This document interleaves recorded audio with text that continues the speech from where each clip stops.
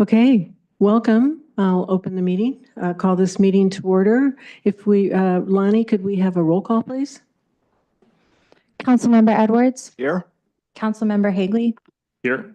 Councilmember Kelly, Here. Vice Mayor Herod, Here. Mayor Mitchell. Here. And if you could join me in the Pledge of Allegiance.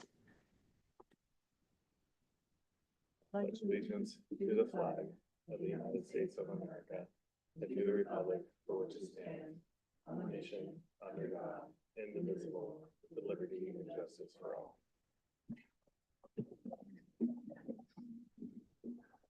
Thank you. Could I get a motion to approve the agenda? So moved. Second. All those in favor? Aye. Aye. Opposed? Oh, not according to my notes. Oh, Do we need to do a roll call since we have one member on Zoom for any of these votes?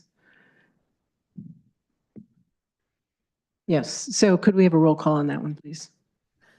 Councilmember Edwards, Yes. Councilmember Hagley, Yes. Councilmember Kelly, Yes. Vice Mayor Herod, Yes. Mayor Mitchell. Yes, thank you. Report on closed session. We did not have a closed session today. We do not have any announcements and presentations, but we do have a city manager report. Mr. Kay. Thank you, Mayor. I just have a couple of updates on upcoming events for you. I don't tend to use a PowerPoint, but we're going to pull one up and just get a QR code on the screen for folks in the room and people who are watching at home who might want to connect. But I do have two. Here it comes. As noted, two things I wanted to provide an update for on the council. One is the districting process and the ability for those who are interested in our formation of districts to draw and submit maps to that process. I know we've been talking about that a lot, and it may be a breath of fresh air to have an agenda tonight without that up for discussion, and we'll keep it that way. But I did just want to take a moment to make this available to the community and put forth a reminder, as the council is very familiar at this point. We've completed the first 2 of 5 required public hearings in this expedited process that we're forced to move through. The work really begins after that second one, where it's possible for members of the public to draw and submit draft maps. We launched an online tool, which you can get through the link here or the QR code. It's obviously on the city's website as well. Which in my experience has been a really nice tool that allows people to draw districts under different scenarios, different numbers of districts. Everything that's submitted 7 days in advance of the next public hearing will be included as part of the published packet for council consideration and will be part of the analysis and the options that the council will review at that time. So while that's not a hard deadline for people to submit districts, I would recommend, if people want districts considered, that's a good time to do it, because to get that in before the third public hearing, I think will be really helpful for the council and your ability to sort through them. I think that'll be a pretty long process. When I checked a couple of days ago, I think we already had 38 maps that had been submitted. So no surprise, we've had a really active and involved community on this, but that window's still open and will be, I think, until February 10th. So we do encourage people to take some time. It takes a minute to get used to that mapping tool, but I think overall it works pretty well given the complexity of the task. So just a reminder, as we move toward districts, it's definitely an open process and we welcome that input. So that is the link to help people get there. And one other thing to note is that we have a workshop coming up next Wednesday, the 29th, from 5:30 to 7 at the community center. You can see here, this link will take folks, if they want, either from the computer at home or with us in the room, to a flyer for that event. This is one of the work products that came out of our climate mobilization strategy last year. One of the questions we got a lot was, can we handle this transition to electric? If cars are shifting to electric, if buildings are shifting to more electric power. And I think we're doing lots of good work planning for that, but this is also part of that process. One of the things we committed to doing, which we think will be really critical, is creating an energy demand forecast. And that requires necessarily making certain assumptions about the rate at which we'll shift to electrification. And that really requires interfacing with the community to understand their intentions and their preferences. And that will also help us guide investments as we continue to change our electric mix as an energy provider and make sure that we're providing clean but also cost-effective power. So a lot of assumptions need to be made as we go through that work, but we want those to be informed, thoughtful assumptions. So this workshop is a part of the creation of that forecast. So we encourage people. I know it can be a technical topic, but our team does a good job bringing that down to a level where people can really communicate and weigh in. So if people are interested in that topic, I'd encourage them to show up for that workshop. Again, that's next Wednesday, the 29th from 5:30 to 7. Community The center. community center, correct, in the multipurpose room. And that is my update. Thank you. Thank you. Anybody with questions? No? That was it. Okay. You asked it already. Okay, so then we'll move on to public comment. This time is set aside to receive comments from public regarding matters of general interest not on the agenda, but related to city council business. Pursuant to the Brown Act, however, the city council cannot consider any issues or take action on any requests during this comment period. Do we have anybody who would like to make public comment? Come on up. Thank you. Welcome.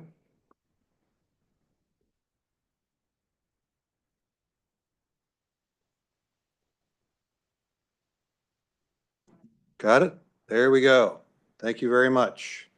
My name is Tim Leach. I live at 990 Sunset up on the ridge above Chanticleer, via Chanticleer. I'm the COPE captain for the Sunset neighborhood. We and my neighbor colleagues and I have been in front of the council several times over the last 2 years, concerned about the stretch of Sunset Drive, which is in our view, dangerous, non-conforming. It is the only escape route for the Sunset neighborhood, which is about 40 houses, 40 households of people. I have about 75 on my distribution list for the COPE. That's not the entire neighborhood, that's just the people who have signed up. So that's the issue. From a frame of reference, I started meeting with the city right after the Tubbs fire. So that was about 7 years ago to try to get reparations for Sunset Drive. And again, just from a frame, it's very narrow. It has a steep drop off down to the city owned Chanticleer, via Chanticleer, and then an embankment on the other side. There's nowhere to go. And that if emergency vehicles were coming into the neighborhood in the event of emergency, the neighbors would have a very tough time to get out safely, and especially when visibility is low because of the steep drop off down to Chanticleer. It's a foreseeable bodily harm, death risk. After about 5 years, not seeing any action from the city, we started our more communication campaign 2 years ago, and that's where we started coming down to the council. Last month, we had a dress rehearsal in what we call the Narrows of Sunset.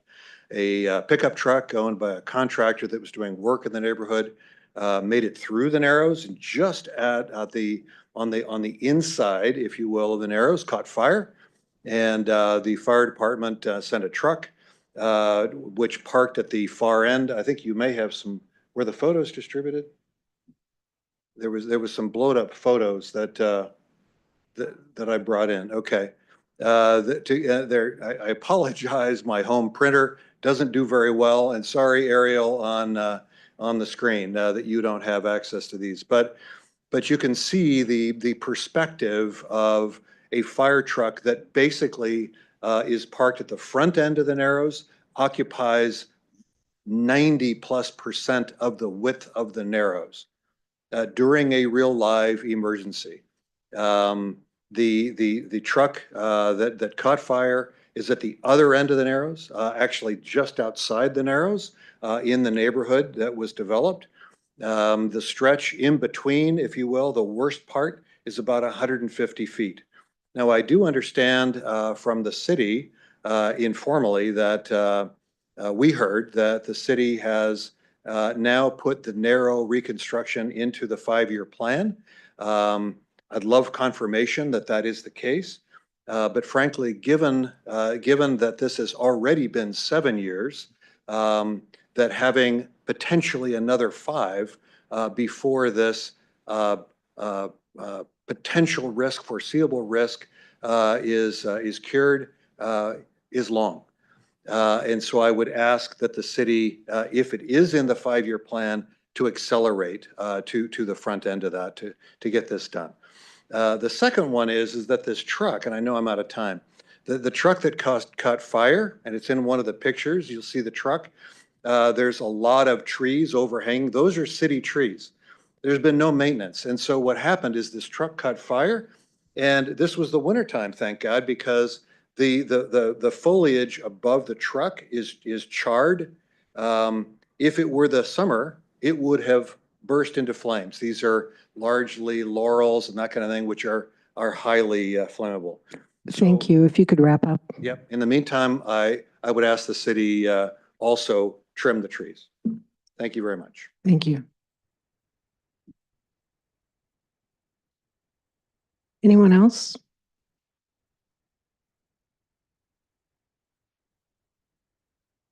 Welcome. Hi. Good evening, Mayor and council members. My name is Brian Gagan. I live on Hayden Street. To make a very brief comment, it's the beginning of the year, and I wanted to thank you all for your service to our city. And in light of the events in Washington, D.C. yesterday, I want to say that I think the work you do and the work we do in this council chamber has a new significance. The powers that be in Washington now have demonstrated a contempt for small d democracy, and it's important that you and we continue the work of being open-minded and welcoming discussion and dissent and deliberative actions, and to welcome people of all lifestyles, cultures, and backgrounds. It's going to be very important the next 4 years. So thank you for your service. Thank you. Anyone else? No? So not seeing anyone, then we'll move on to the consent calendar. Move to approve. Second. Could we have a roll call, please? Councilmember Edwards? Yes. Councilmember Hagley? Yes. Councilmember Kelly? Yes. Vice Mayor Harrod? Yes. Mayor Mitchell? Yes. I didn't hear Councilmember Kelly. Did we hear? Sorry, can you Okay. hear me? Yes, Can you hear me thank okay? you. Oh, I said yes. Apologies. Good. Thank you. Just wanted to make it clear. In public hearings, next, we have none. And in the old business, adoption of Healdsburg Active Transportation Plan, Public Works Director Larry Zimmer. And Project Manager, Senior Project Manager Michael Herrick. thank you. And thank you. Good evening, everyone.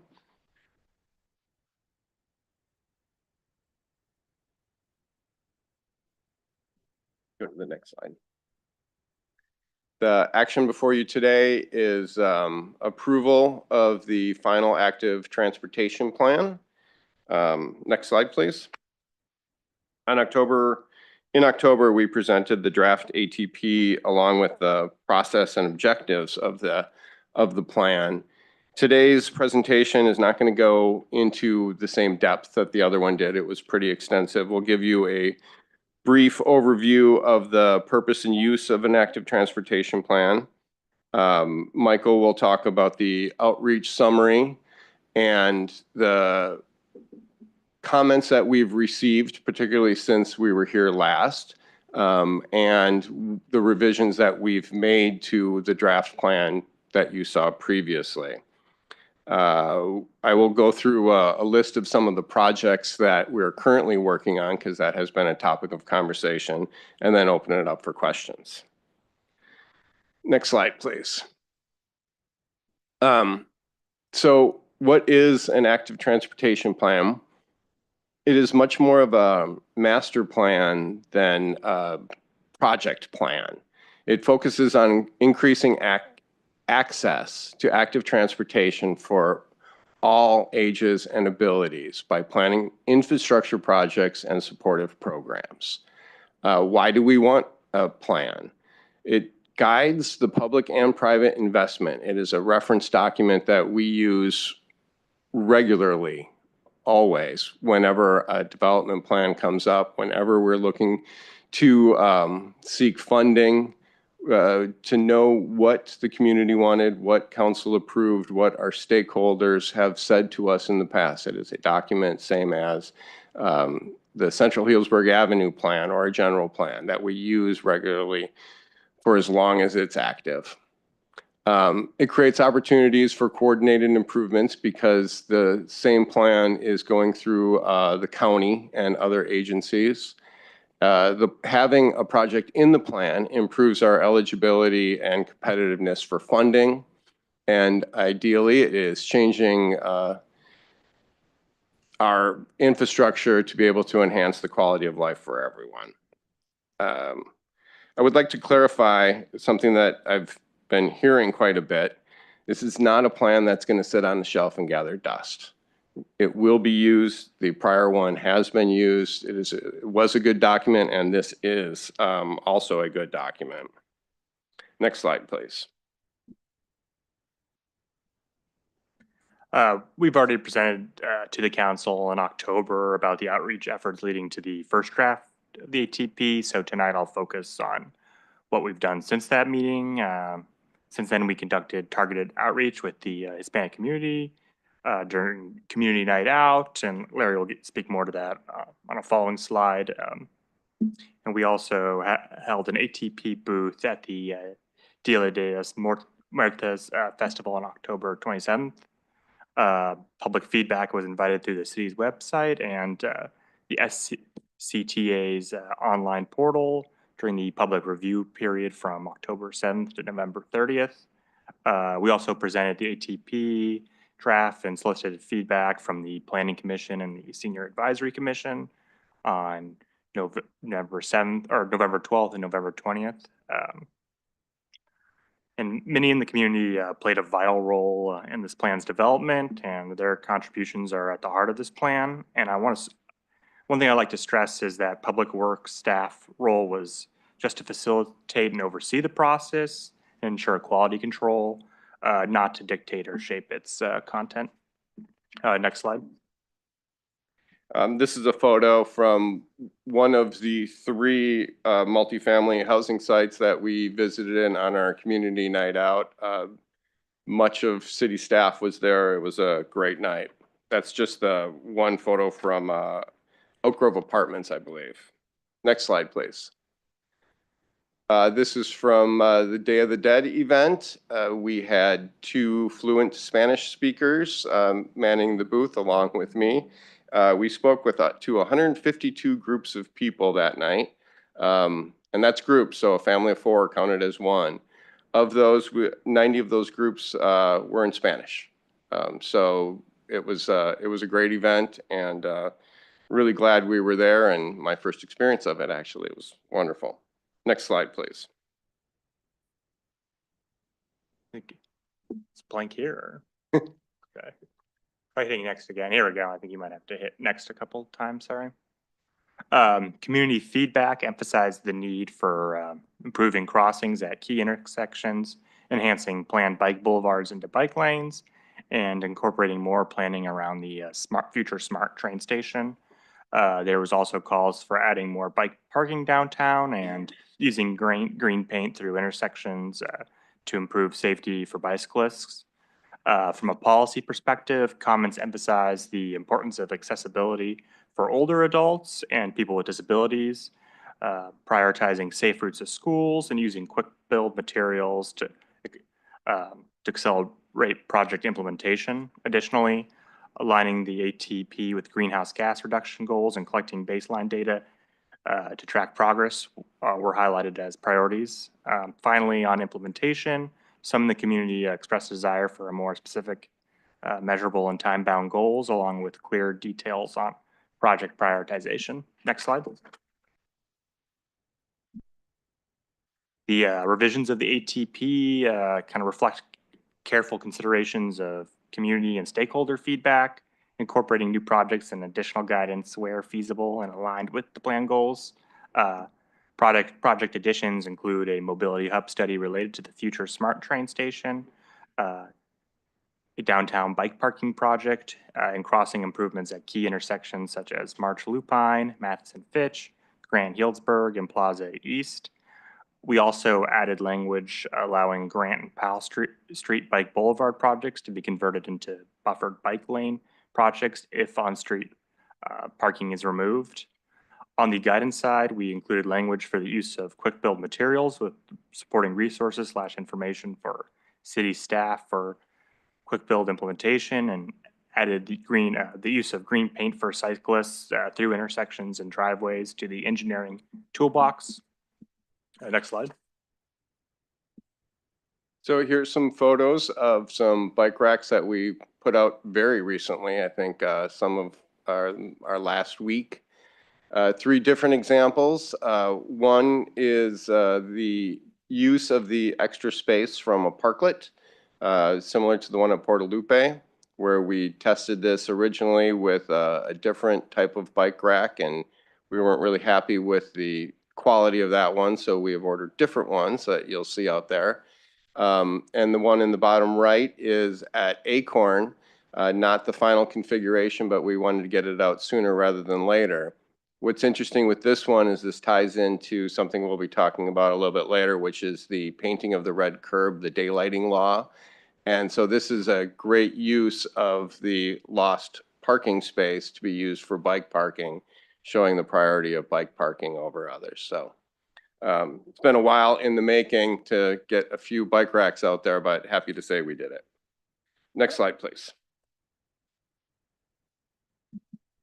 This is a couple little snips from project plans. You don't have to read the plans. It's really to show that we are planning green paint on both Grove Street, Healdsburg Avenue, and most likely on March Avenue, which is going into design soon.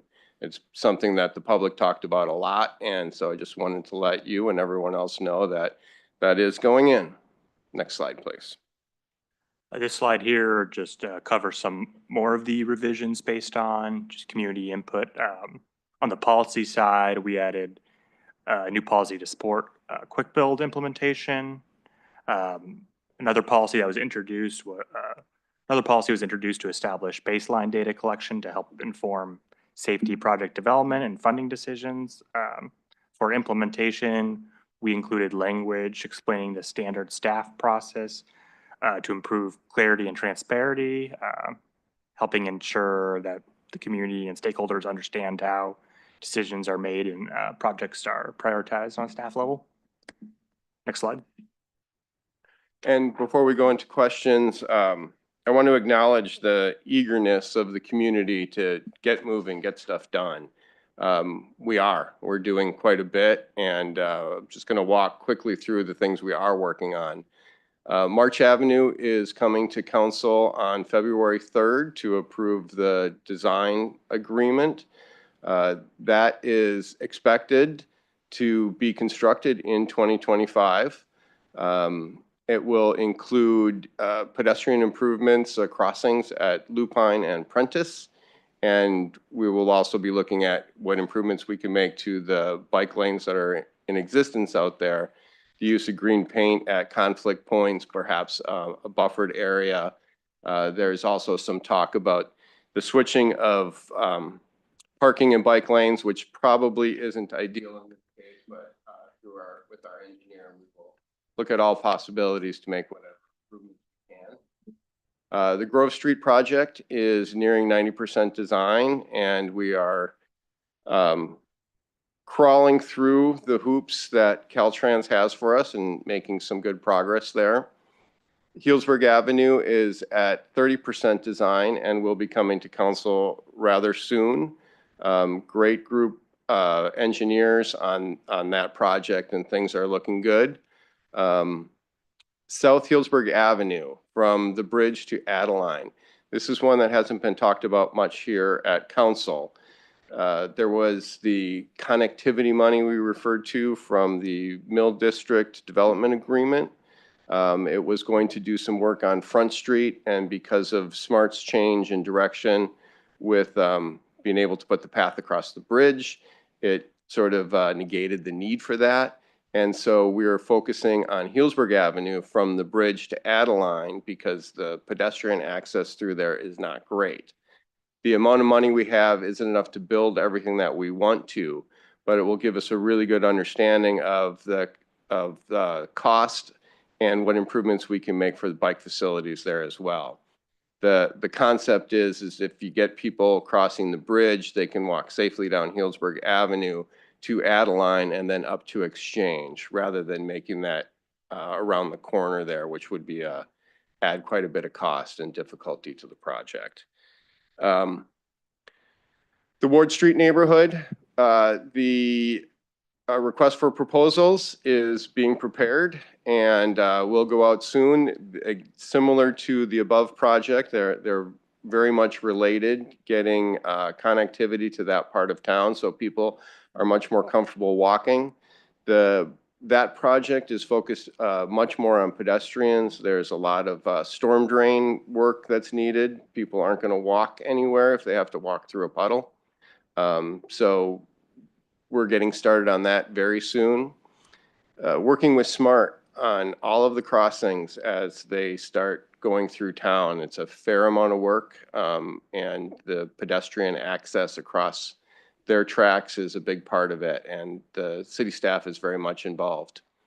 Not as involved, but certainly some involvement from the city is the path that we just talked about where they cross the bridge and how that ties into the Foss Creek path.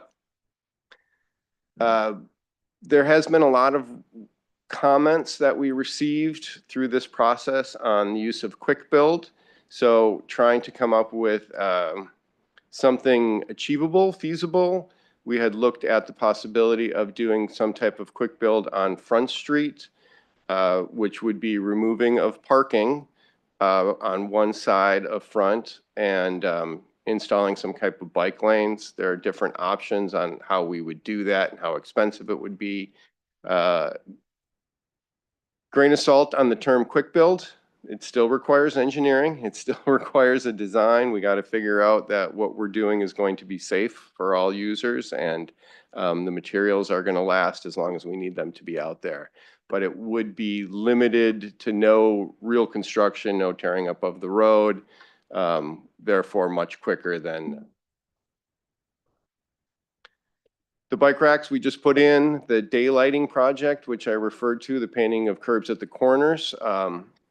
We are currently compiling all that information, and we are anticipating going out and starting to paint sometime this summer. There will be some type of notice coming through council on where and what we're doing before that happens. Powell and Johnson, we have received the proposals for design. Again, another pedestrian improvement similar to March and Lupine. We are working on the Safe Routes to School plan that has kicked off, and we're looking at walking audits. That's where parents and people from the school, along with our consultant engineers and city staff, walk around the school and look at where improvements can be made. It's a little bit of a long process, a couple of hours plus at each school. Will be open to the public, but we're not advertising it it's really about the teachers and the parents and the kids getting to school. And then the speed limit reduction study. So when we're talking about people's level of stress in walking around town, it all has to relate to speed of traffic. And with this new law, we're looking at reducing as much as we can speed limits throughout the town, particularly in the downtown area. So that's underway and moving forward. And then the sidewalk gap closure, it's a project that's been in our CIP for some time. $150,000 worth of work will get done, and that is very close to being advertised for construction, probably within a month or so. Next slide, please. So with that, that's the action in front of council today, and we're happy to answer any questions. Thank you very much for that report and all the work you've been doing on this since October, too. Do we have questions from council? Councilmember Hagley.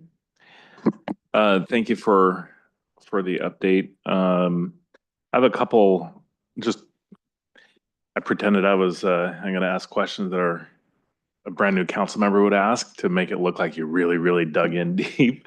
But there are a couple of typos that I noticed as I was reviewing it. The first one, in section 2, you referred to the plaza as the town square. And if you don't want to get a letter from Kathy Birdsong, who's very, anybody says that, you got to get that corrected. So make sure that that's corrected to the plaza.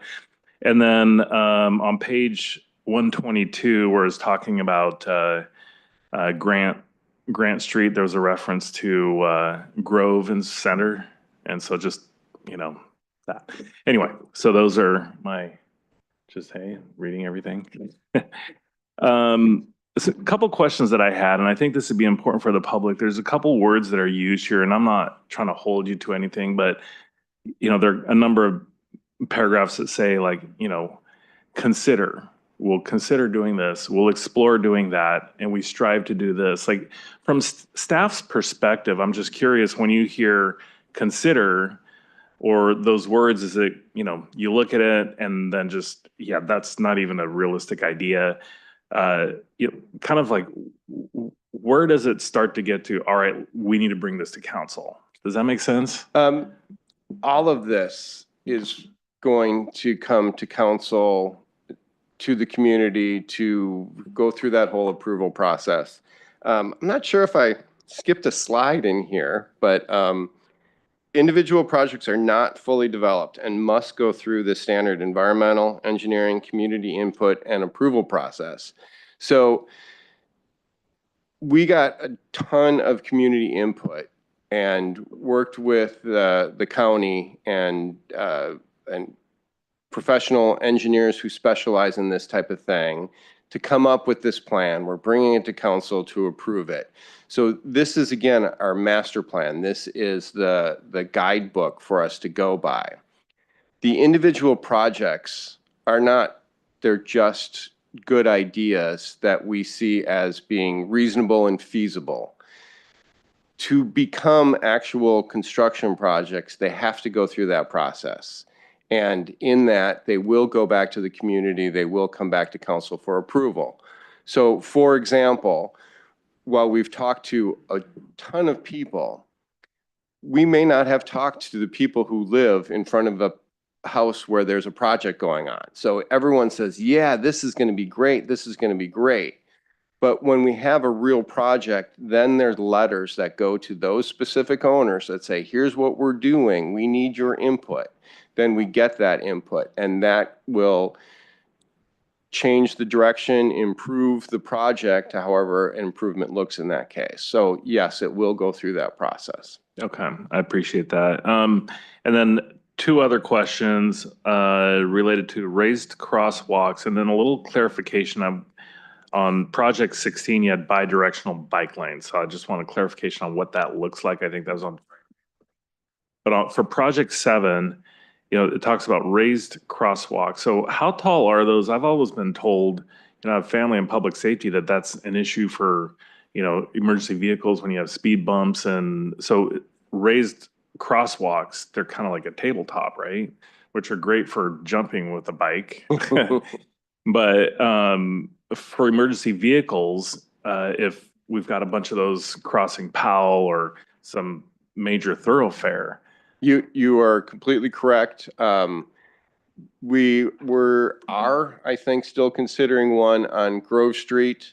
Again, it wouldn't be quite the same as a speed bump or a speed hump. It becomes much more gradual, and we would not put anything in that our police and fire wouldn't approve. Okay. And then finally on bi-directional bike lanes. So can you walk me through for Dry Creek? I was trying to picture, so that means the bikes are going back and forth on. Oh, through the intersection. Yeah. Yeah, I can address that. So that was added language, and that was to I can't remember the exact language, but it was to look at, to study, because the concept again is the roundabout couplets at the on and off ramps of Dry Creek. And so one concept is if you just take one bike lane and bring them through both, where you do have the two-way bikes, as opposed to having them drive through the roundabout. That was one suggestion that was made, and it was worth looking into. So we that's added the language. Dry Creek 101 from Grove Street, that section, not toward Big John's. Correct. When we actually start moving forward with the Dry Creek project, we're really going to be looking at not just the interchange, but that whole corridor up to Healdsburg Avenue. And so there's a possibility something like that could work. And again, as Michael had said, we wanted to include anything that is reasonable or feasible. And we could not say that doesn't make sense or that won't work without doing the engineering. So that's why that language was included in there. It might turn out to be a great idea. And just on the off chance, there's no way you were able to shoehorn in a roundabout at Dry Creek and Healdsburg Avenue, right? Yeah. Well, that was looked at. It should fit. We looked a lot. Okay, thank you. That's it. Councilmember Edwards?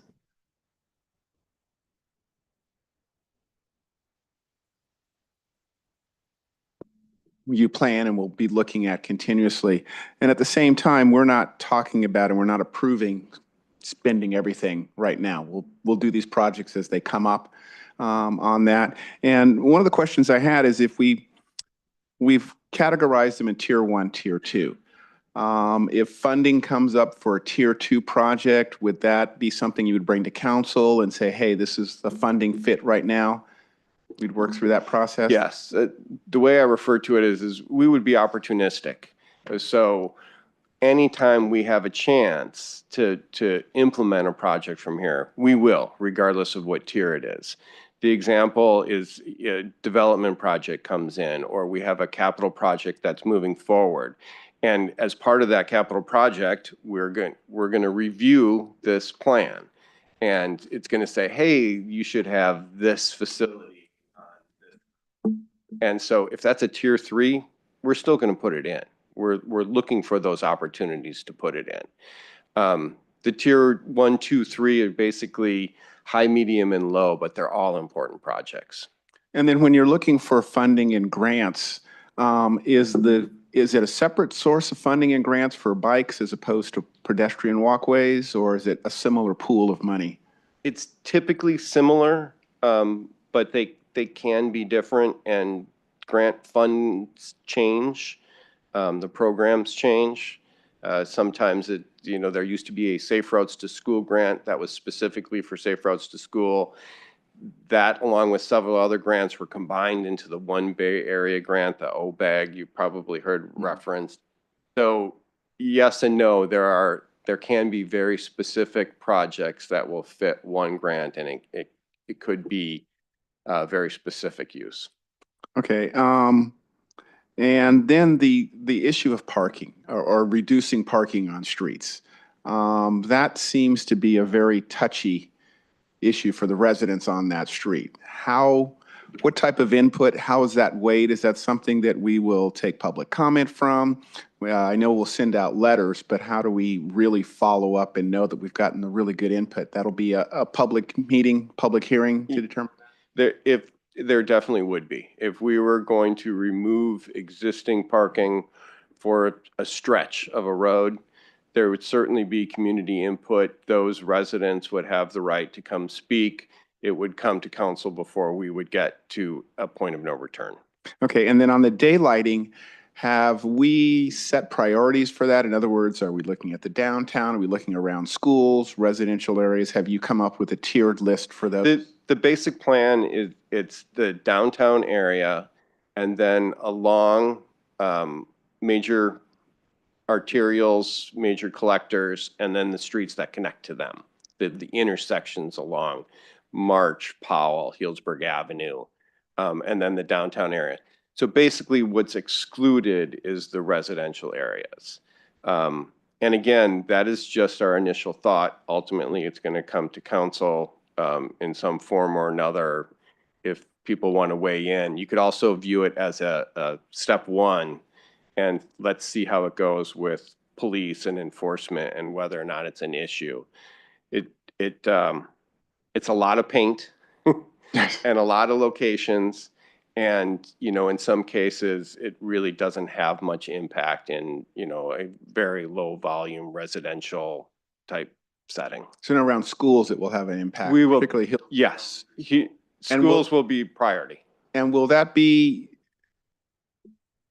how, if it goes in every utility bill, I think those people who live in those affected areas might overlook it, yet it might be difficult to target specific neighborhoods when you're going to be looking at those projects. I'm just concerned that people might come out one day and find their red paint where they've been parking. I've kind of been looking around Healdsburg Elementary School, around a couple of other campuses where there's heavy parking right now. We will make sure that we reach out on social media to let people know it's coming. This one isn't a discussion. This is what we're doing because it's the law. Wow. But yeah, we want to let everyone know. And I'm sure in typical PD fashion, there will be warnings initially until people start understanding. Yeah, I'm glad we're taking this approach as opposed to San Francisco, is that we're going to be ticketing, and if you didn't know, it's too bad. So we're really letting people know we're going to be working with people on this daylighting. So we can still, again, have those safe ways to school, pedestrians can get around on Yeah. that. And then the last question I have is that how do we balance, or how will you plan to balance walking versus biking? I mean, I know that when I'm going through it, we've got 3% people that bike, 4% that walk.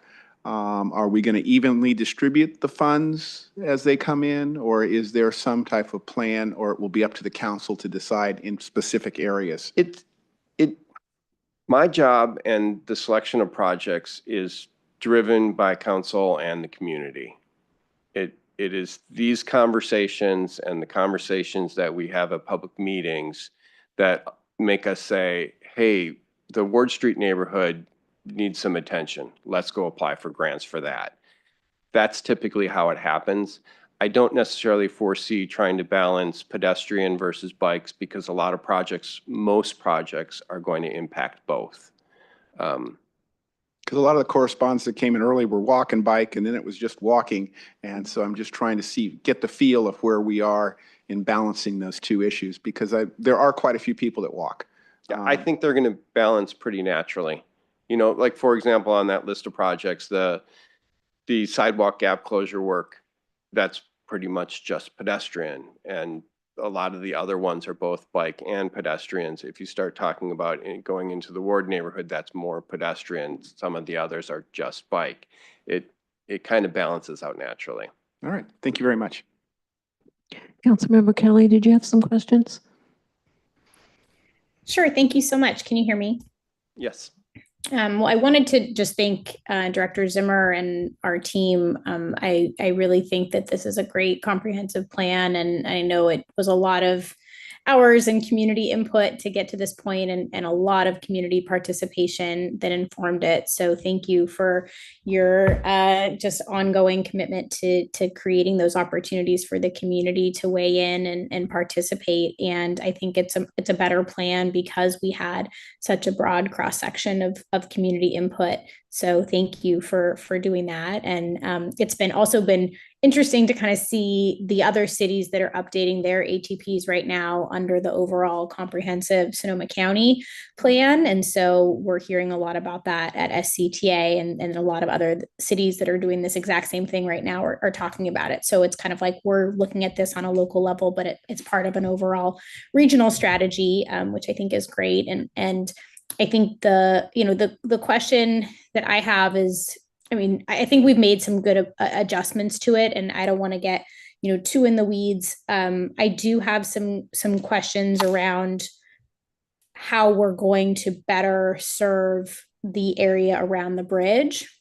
And I say the area around the bridge, from where Front Street is now, all the way up to Pinchers on that corner. And I know you talked about the Ward Street project and the Adeline Way project and the connectivity funds we have from Mill District.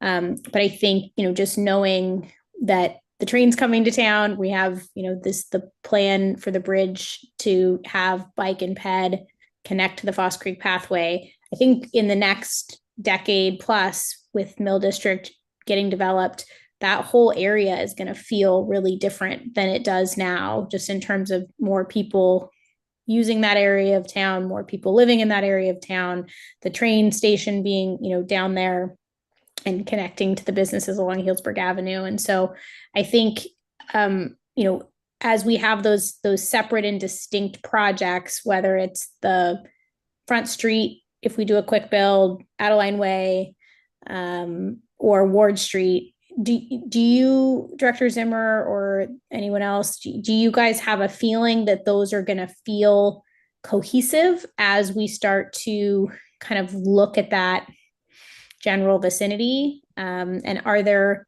opportunities to be thinking about what do we do for the freeway off-ramp there as you're entering Healdsburg and you kind of come down the central Healdsburg off-ramp from the 101, that area in and around Finchers as it relates to kind of the pedestrian and bike area? I know you're saying we want to fix Adeline Way and we'll send pedestrians up to Exchange, but that is kind of a main focal point as you enter into town. I know in the past there was discussion about creating a roundabout there potentially, but I'm just curious, is that something that you have on your CIP in the future or in your project plans that may kind of be an add-on to kind of complete that corridor?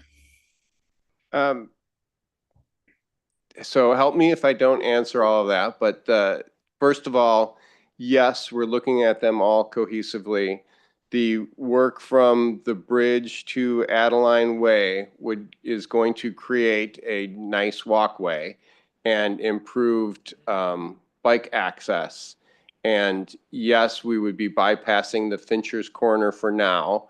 That doesn't mean forever, just because this is a good, safe way to get pedestrians around in a more affordable manner. Regarding the off-ramp and the roundabout, yes, that is still a good project. And that went into the comprehensive transportation plan that goes to SCTA. And so we recognize the need for that. The issue is, I think the need at Dry Creek is probably higher based on council's prior direction. And so it is a process and it's a lot of money. And to try to attempt to do both at the same time would be hard, mostly from a financial standpoint. But they will all tie in together. And the Healdsburg Avenue tying into the Ward neighborhood, Adeline Ward, and then potentially, not to count chickens before they hatch, but the Railroad Avenue and a crossing of the tracks at the new station, and how all of that ties together is something we think about and talk about frequently. Great. And the two projects that you talked about, will that exhaust the connectivity funds from Mill District, or are we keeping some in reserve? We intend to exhaust it. The design is most likely going to come up with way more of a project than we can afford to build. So it's going to be figure out what we need for that whole corridor, and then a smaller project that we can design as a phase one construction to spend the money down. Okay, great. And then I think with respect to the changes and talking about two-way bike lanes and some of the more creative bike ped solutions that are, aspirational in the plan that we're going to, assess the feasibility when we get to it. I support those changes. I think you see a lot of those types of unique opportunities that other cities are taking advantage of. If you don't have enough right of way to have, all of the things you want to have, 2 lanes of car traffic, 2 lanes of bike traffic, 2 sidewalks, 2, on-street parking lanes, to be able to consolidate or shift things in a way that makes it safer or more feasible. I think those are great things to be looking at when we get to those projects on a more case-by-case basis. So I think it has addressed a lot of the the things that I was curious about when we first saw the first draft of the plan. And then I also caught Councilmember Hagley's point about the town square, and it did cause me pause. So I echo those comments. The plaza. There were many town squares in the original draft, and we missed one, and so thank you. It will get changed along with the Thanks so other much. typo. Councilmember Herod. I just want to follow up a little bit on the conversation that Councilmember Edwards started, and that has to do with how these projects get prioritized and how they begin, so. I'd like to kind of just get a roadmap for the kinds of, you said some of the projects would be opportunistic when there'd be situations that happen where you would tap into the plan and say, okay, now it's time to do this or that. Or if a funding opportunity came up, that would help guide the priorities, and that makes a lot of sense. There's no argument with that. But if there's something that the community feels strongly about, and we did see, one aspect of the plan come up in a number of emails to us, namely the east-west bike corridors on Matheson, Grant, Powell. What would be the best path for those sorts of projects to move forward and move up in the queue? I mean, in terms of what the council does and what the public should do to activate those initiatives. I think these conversations, council goals, those are the opportunities to start setting that priority, because there will be grant opportunities, and something a little more on the extreme side of removing parking to put in bike lanes is something that can help in grant funding, but it's important to know that the community and council is going to support that. So if we know in advance that's council's direction, then we can start doing the community engagement in advance, because we don't want to be applying for grant funding that we ultimately will not spend. Great, thank you. That echoes kind of what I thought should happen, and so I appreciate hearing that from you. And I recognize that particular ask is going to require a lot of input into planning and outreach and so on. So, Councilmember, if I could add one thing to Larry's answer, just to put a little more onto that. I agree with what he said. Mm-hmm. The other, from my standpoint, the place where projects are going to go up the priority list or down the priority list or appear out of nowhere or disappear, and I've seen them all happen, is in the adoption of our budget and the capital improvement program. So that's not the only time, and I don't want to, as you just heard, and I totally agree, all of these conversations help us get to that point. But truly, I think we've all seen all of those things happen in the course of putting those CIPs together before. If we're hearing about something, an activated group of members of the community who either really want something funded or really don't want something done, all of that can be impactful. And that's when we take the money and the projects and do our best to align them when they don't align. Grants can most definitely happen outside of that cycle. So everything you all just said is true. If a grant pops up, or if we have an impetus to go chase one, that might help something get done outside of that context. If something's on the long-term list and not funded and we find a grant, of course we'll do it. But outside of that, that's a time when ultimately there's a lot of control to move things around. And you saw that last year, and you'll see that right around this time next year. We'll start doing this again. We'll have a really hard decision, taking a limited amount of dollars, and a big, tens of millions of dollars worth of needs, and deciding which ones are going to make the cut for that 2-year budget. Okay, thank you. There's a world of difference between the 2-year and the 3-year, because the 2 years actually. Yeah. So you confirmed for me that there are 2 major turning points. One's our council goals, and one is the budget process. And so just to make sure, and I'm happy to see there's people not just here tonight, but also throughout the community. They're very active in this plan, and they made a lot of contributions to it. So it's good to identify those turning points and And we will work on these goals at that time. Thanks. I just had a couple questions. I wasn't really sure I understood what the quick build process would look like in the materials and how long would they last? How can you explain that to me?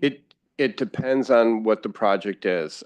Some cities have done quick build roundabouts, and that's something that can go in pretty quickly. They've used like curb stops that you'd see in a parking lot. So you can do really a quick and dirty version of something. When you start talking about bike lanes on a corridor, it becomes a little more complicated because you have to be concerned about the turning movements. How does the right turn go? What is the visibility going to be? Is it, if you're going through a traffic signal, are the traffic signal heads in the right place? You know, you can turn something that people might view as a quick and cheap project into a really expensive project. And so it varies quite a bit. On Front Street, you could just take the outside parking lane and create a one-way bike lane so people coming off the bridge could go north and get to Foss Creek Trail or to a point north of that with very little work. If you wanted to take a lane and have bike lanes in both directions, now you really need to restripe. And so you've really upped the cost of that, and the ability to turn around and put it back to the way it was has a cost too. So typically you're gonna do a thin overlay before you restripe the road to meet whatever it is you're designing. So those are the things that we as staff were intending to look at without hiring an engineer, without spending much money, just to figure out a concept and in some way, you know, through the process, see if that's something that we want to do. We're just, because so many in the community had talked about doing something. Mhm. Yeah, okay, that makes, so it would be clearly dependent on the type of project that you're talking about, whether or not it's even feasible to try to do that, cut the quick build. Yeah, it's really how quick is quick build. I mean, it still could be $1 million in a year before you do something, depending on what it is you're talking about. Yeah. But it's not something that you want to leave in place. You're doing it as a test to see how it works. And let me ask about the March Avenue project that we're talking about, I think this year, doing that. Would that address, I mean, that's an east-west bike lane already, right? From University to, I guess, University Healdsburg Avenue. Avenue. And so will that be kind of the model of what we're looking at? Bike lanes painted green, the daylighted curbside red paint, all of that? Yes. Yeah, along with the improved pedestrian crossings. And again, we haven't hired a designer yet. So ideally, it would be nice if we added the little bit of a buffer, which is that sort of a crosshatched area between the travelway and the bikes, a no man's land to keep bikes safer. Sometimes it's on the parking lane, depending on situations, for the door swings, because door swings can be huge for cyclists. I mean, I know many people who've been hit by that. So these are all things we're gonna look through. So yes, March is on that list that people have been talking about with March, Powell, Grant, and Matheson. And I completely agree that it's important for the connectivity to have the east-west, north-south. So people don't have to travel a long way to get onto a bike route that they're comfortable with. Great. And one last question. You talked about the new speed limit laws. We went through this a few years ago where we were able to change the speed limits and whatnot. Is that what we're talking about here? It's actually a change in law because there are all kinds of rules, the 85th percentile, where you go out and you actually do a survey to see how fast people are driving, and how you set the speed limit is based on how fast people are actually driving. There's a change to the law where you can actually lower it more than you could have before. And very specific rules about like the downtown core areas where you can lower speeds even more.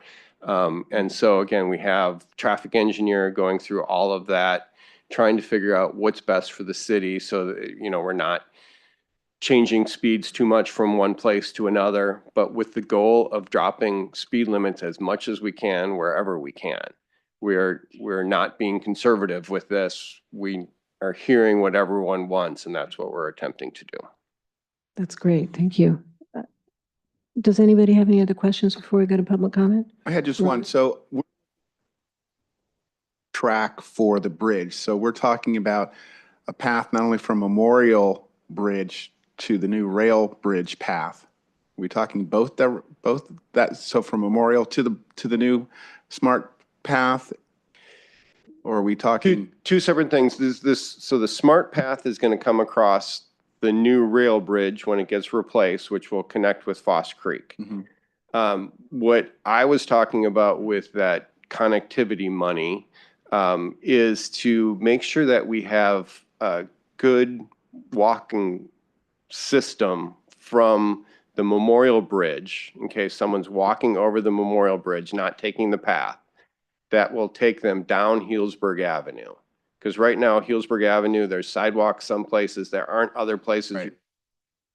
A market parking lot, and then you're out in the street, and then you're on someone's grass. And so that's really the area that we're looking at. And along with that, we're going to look at bike improvements too. But the ultimate goal is to get pedestrians through that stretch. Okay, great. Thank you for clarifying. If we have no further questions, I'll open this up to public comment, please.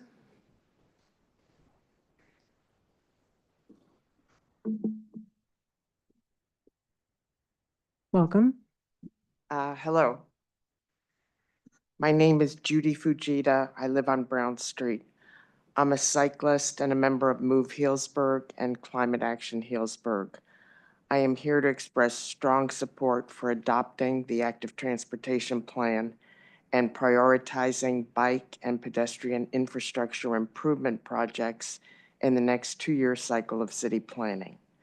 Such projects would benefit the health and mobility of all residents and support the climate mobilization strategy's goal of increasing active transportation mode share to 15% by 2030. I would prioritize 2 initiatives. 1, dedicated east-west cycling corridors with bike lanes at a minimum on March, Powell, Grant, and Matheson streets. These corridors are crucial for ensuring safe and efficient biking options to the high school and junior high, to parks, and to other key areas of our city. They will also reduce congestion, air pollution, and greenhouse gas emissions, and encourage healthy lifestyles. Number 2, a standing bike pedestrian advisory committee to oversee the implementation of the active transportation plan. Many members of Move Healdsburg, including myself, were involved in the creation of the plan and are therefore committed to seeing these projects come to fruition. Why should these initiatives be a priority? Last year, I attended the City Council meeting where the ATP was first presented. At the time, several concerned citizens expressed concern about the safety of walking and cycling in Healdsburg. Mayor Mitchell talked about how dangerous it was to cross March Avenue at Lupine. Councilmember Kelly talked about riding her bike with her kids to their school the following day and remarked that she was petrified. Mayor Mitchell and Councilmember Kelly are young adults. How do you think kids feel about our streets, or seniors, or disabled people? I urge the City Council to adopt the active transportation plan and take decisive action in the next 2 years to create a safer and more accessible city for cyclists and pedestrians alike. Thank you. Thank you. Anyone else wish to speak? Welcome. Hello again. I'm Brian Gagan. I live on Hayden Street. And I realized today that my wife and I have been both biking and walking Healdsburg for 42 years, which is a bit of a shock, but that's the case. And I realized again how lucky we are to have a city of the scale that allows people to get around by those modes to do a lot of what they need to do, to go to work and to shop and medical and everything else. So we're in a position in terms of the size of our town to really create a real ideal environment for walking and biking. I don't want to repeat what Judy just said, because I've got some of the same comments. So I want to second her comments. And in terms of the east-west bicycle corridor, I think that could be something that could be considered in the 2-year goals that you'll be deliberating about in March. And also the idea of a standing committee. So all the great public input that's gone into the plan can continue. Larry, we're glad to hear that he said that this would be a primary reference document for the work he does in his department, and that's wonderful. But I also think that the council is also instrumental in giving this plan life and vitality and dynamism. So I trust you'll adopt the plan and you'll give it life. Thank you. Thank you. Anyone else? Welcome.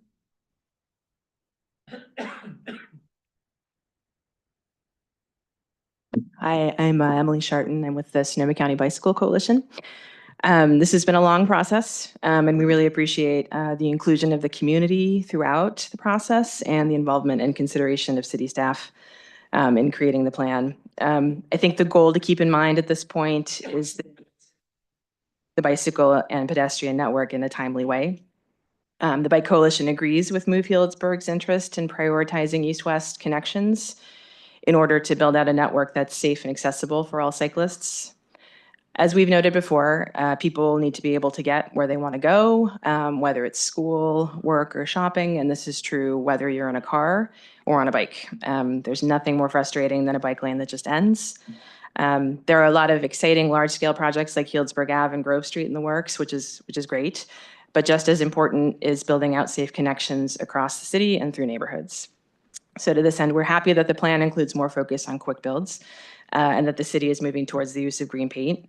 These both allow for some opportunities to implement some more immediate solutions. As we've also noted before, the Bike Coalition is concerned about the number of Class 3 bike routes and bike boulevards being recommended in the ATP, including on some of these east-west roads that are being proposed as connectors. If actual bike lanes are not feasible and this ends up being the only option for these roads, the city needs to make sure these facilities are safe and as low stress as possible for all users. Lastly, we also echo Move's comments that the city consider the permanent creation of a bicycle and pedestrian advisory committee. Having the ad hoc committee involved in the ATP process was a huge benefit, and this kind of community oversight and expertise will continue to be valuable during the implementation of the plan. Thanks. Thank you.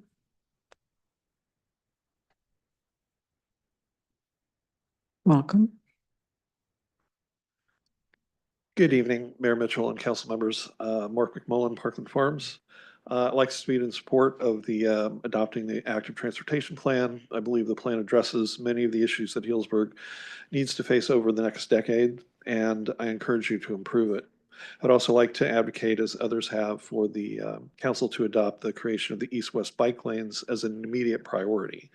Creating these connections would not just be in compliance with the ATP, but also the climate mobilization strategy, the DEI plan, and the SSTAT report.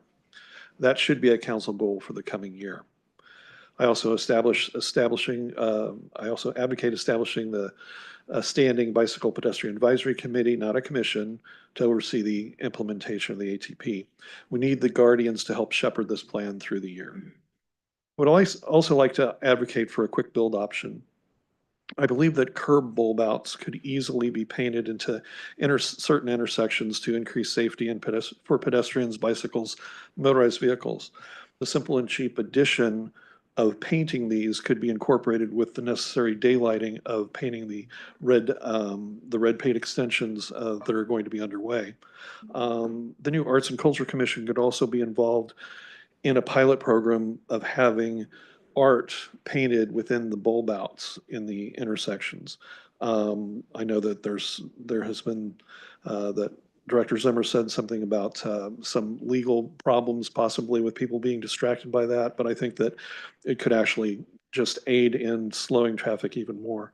Two intersections that may be thought about for this would be on Matheson at East Street and at Fitch Street, because there's already stop signs in kind of the middle of the street there, because they're not functional apparently when they're on the sidewalk. So those are just two intersections that could be a pilot program. Working with the Arts and Culture Commission, perhaps grants could be gotten to do that. So anyway, that's my recommendation. Again, please approve the ATP. Thanks. Thank you. Does anybody else wish to make a comment? Welcome.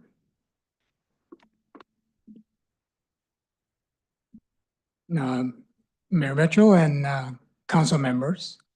I'm Norm Fujita. I live on Brown Street with Judy. And I'm a member of the Climate Action Healdsburg, as well as Rotary Club of Healdsburg, the Noon Club. And I'm the chair of the Environmental Sustainability Committee. And we work towards protecting the environment and also to fight global warming. First, I want to thank Council Member Chris Hurd and David Hegley for your support with the community rides that we've had with Climate Action Healdsburg, Move Healdsburg. And that is nice for you to help promote that activity in terms of the active transportation. My emphasis here today is that, again, we are in a climate crisis, as you all know, due to mostly burning of fossil fuels. 2024 was the hottest year yet, and we've exceeded worldwide 1.5 degrees Celsius above the pre-industrial levels, which is kind of a very much of a red flag. And we continue with this, we're going to have a drastic increase in the extremes of flooding, wildfires, drought, and food shortage, which we're already seeing. And if we reach greater than 2 degrees Celsius beyond the pre-industrial levels, then we're going to be involved with catastrophic and potential irreversible impacts. Primarily, 3 billion people may have water insecurity.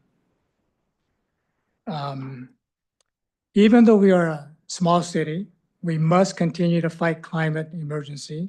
And one way is to adopt the active transportation plan to increase cycling, walking, and reducing the use of fossil fuel burning cars primarily. It also promotes health by being active. It will be challenging because of our older infrastructure of the streets, they're narrower and so forth.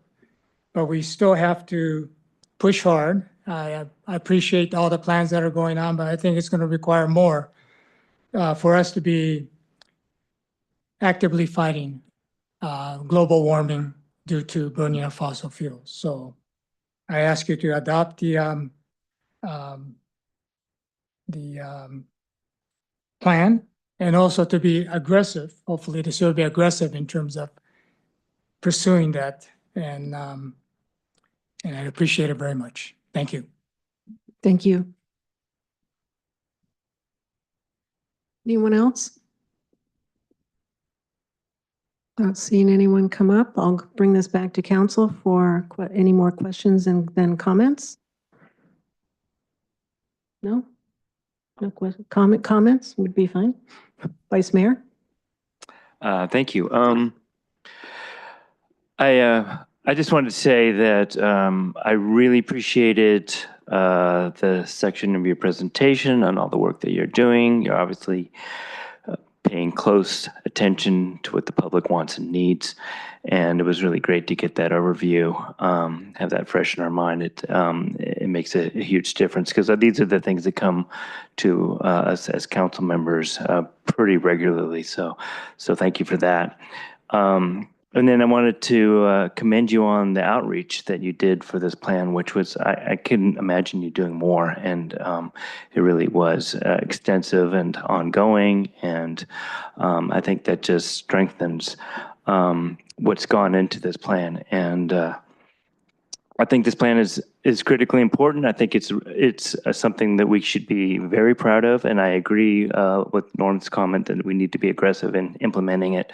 And I think there's a moral imperative to take the threat of climate change very seriously, and this is one way that does it. That not only tackles a very important component, the use of fossil fuels, but on top of that, enhances the livability of our city and the safety of many people who need to get from here to there without a car. And so I'm very pleased with everything that's gone in here. I look forward to helping to shepherd this with the many committed members of our community into the future.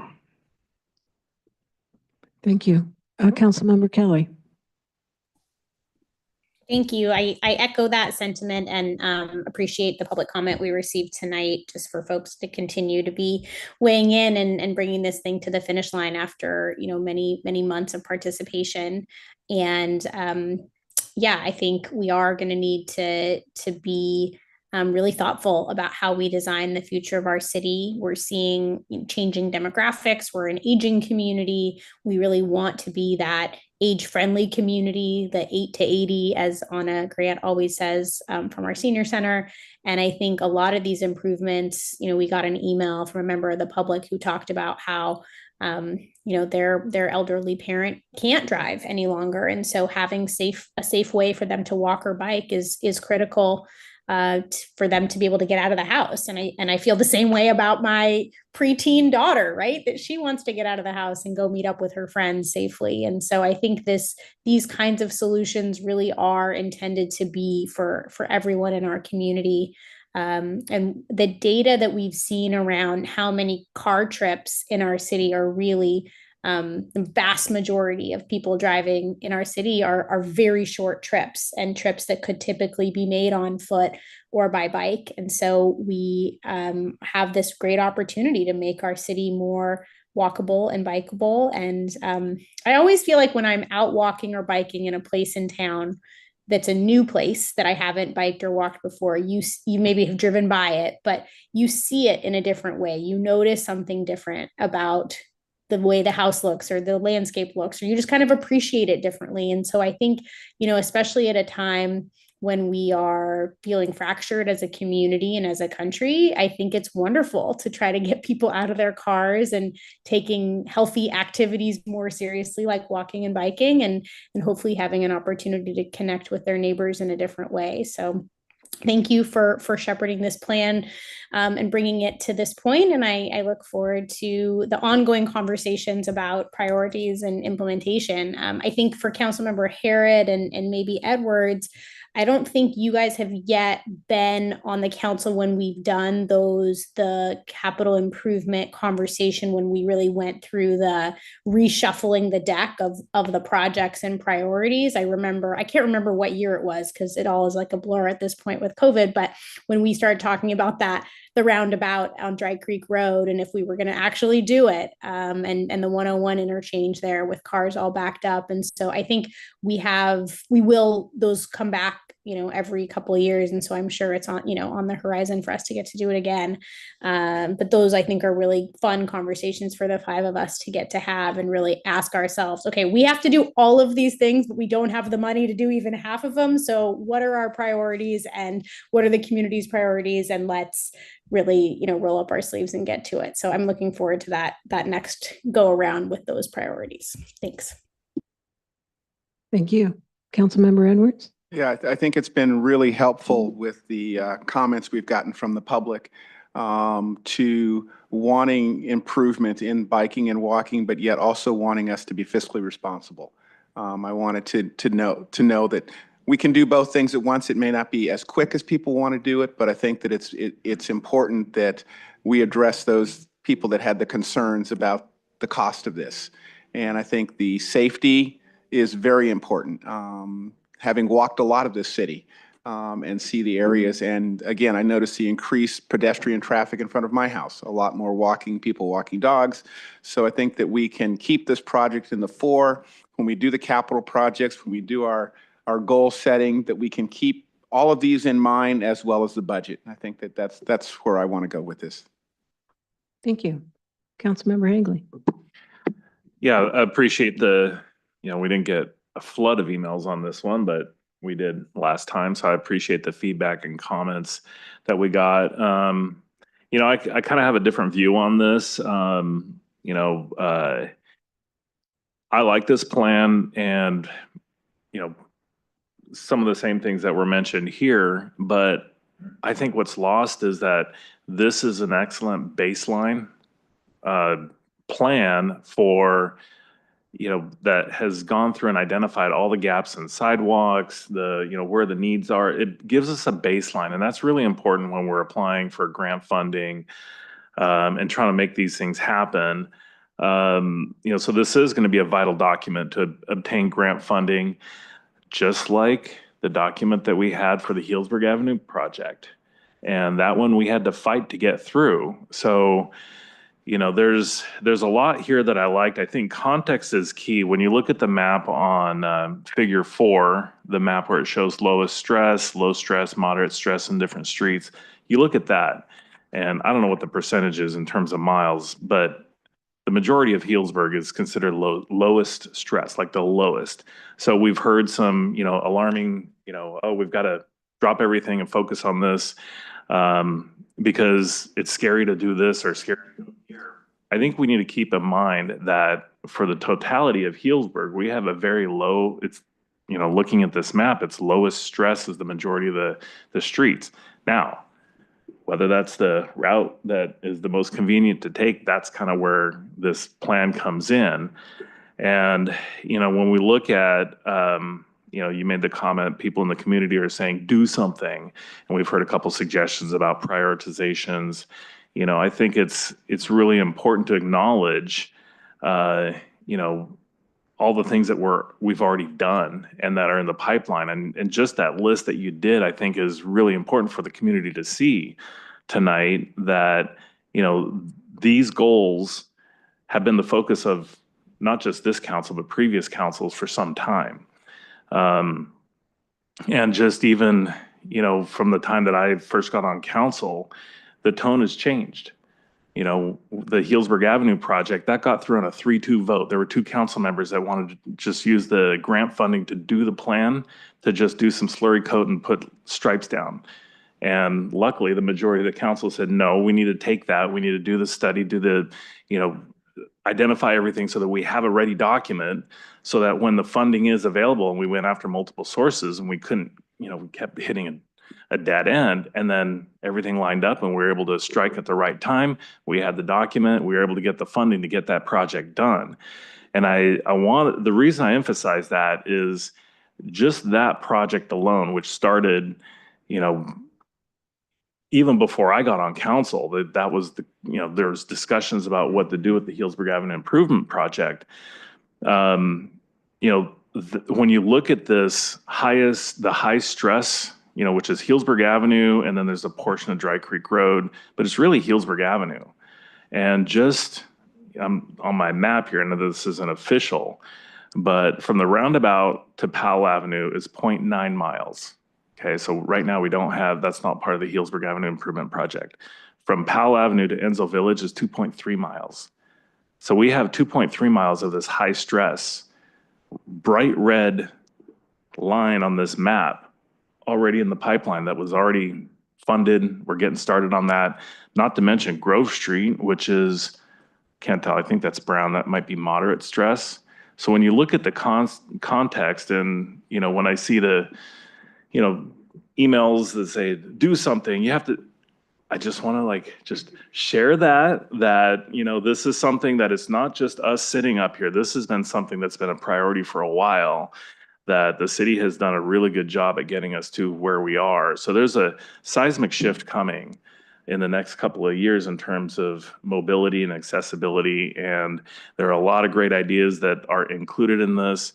I'm excited to, you know, continue the discussions that we do collectively during budget, capital improvement projects when we're looking at the totality of something. So, you know, I'll just, like always, I'm not going to commit to anything in terms of, you know, something specific that's in the climate mobilization strategy or this plan or that plan until we are considering the totality of everything at the time that we're discussing goals and setting our priorities and what funding is available and that sort of thing. So for me, I absolutely support this with some of the changes, you know, some of the typo corrections.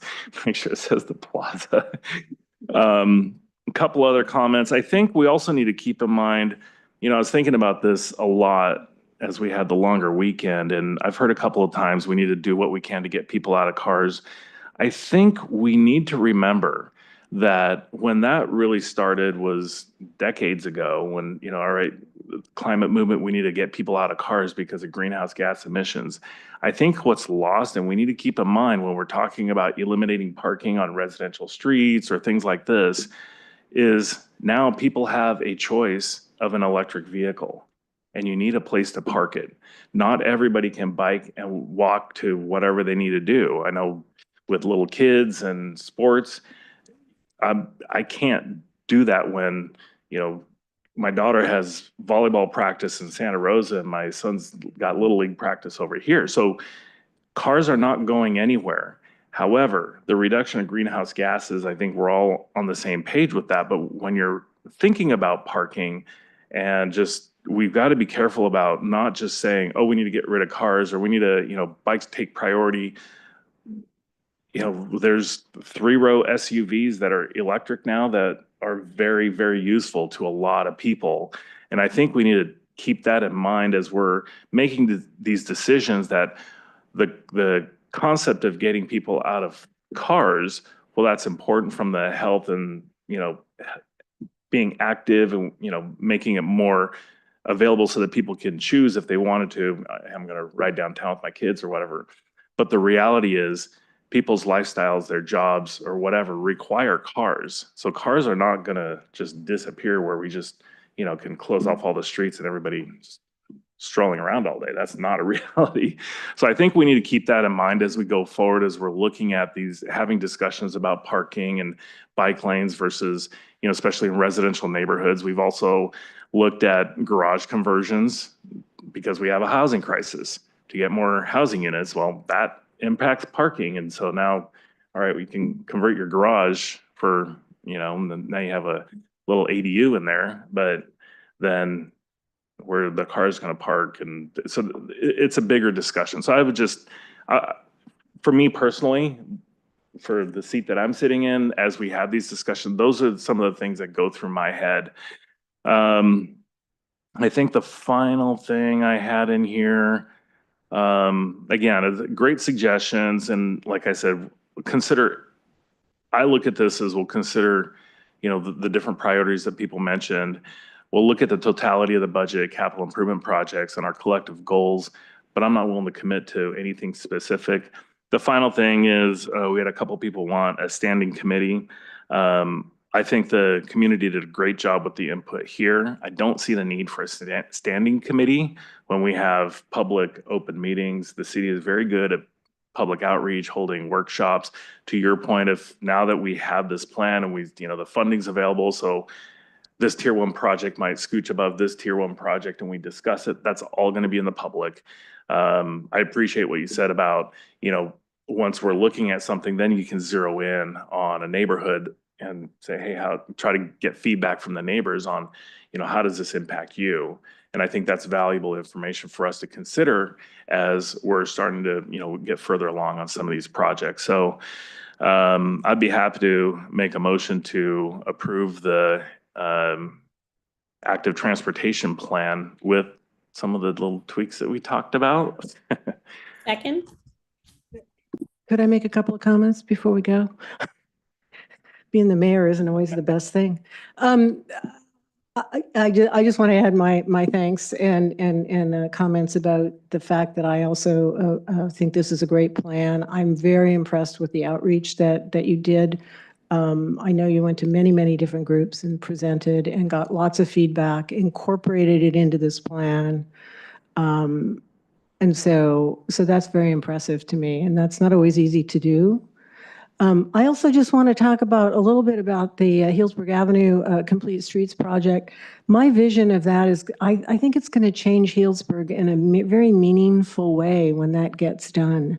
And I'd like us to think about that too, because it's going to cost, the grant money that you've gotten is amazing, but we now have, you talk about living in Parkland Farms being like South Cloverdale. Well, that's going to change, right? We're going to connect City of Healdsburg from north down, and I think we're going to have bike lanes, we're going to have pedestrian sidewalks. All of that is going to be really nice, and I look forward to seeing that happen.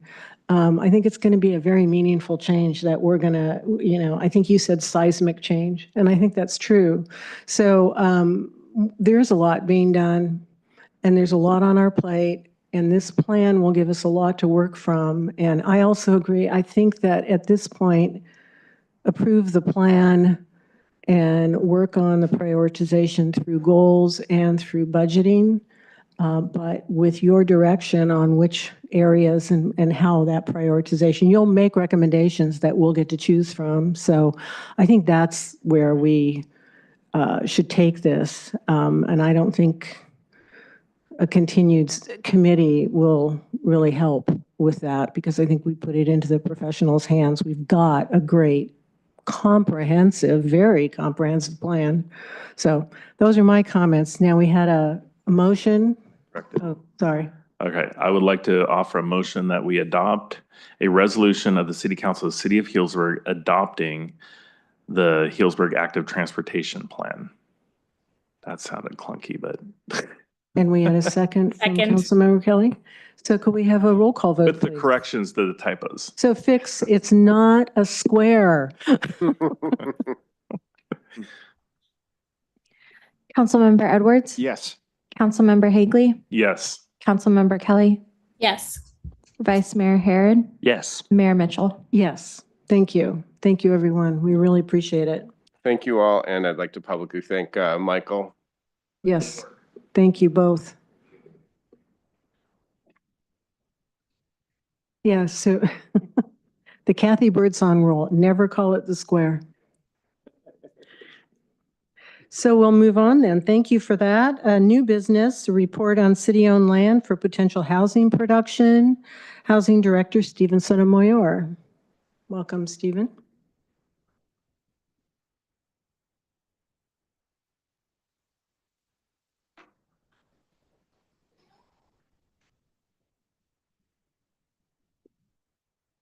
Good evening, Mayor and council members. Stephen Sotomayor, Housing Director. Tonight, I'm presenting a report on city-owned land with potential for affordable housing development. This analysis provides an overview of the opportunities and challenges associated with these properties and aligns with the council's 2024 and 2025 goals. So with that, I'd like to jump to the next slide, which we have is to receive the report. Next slide. So this report serves to inform the council about the current inventory of city-owned land and its potential for affordable housing. It ties directly to the council's strategic initiative number 3, which is to expand affordable housing opportunities.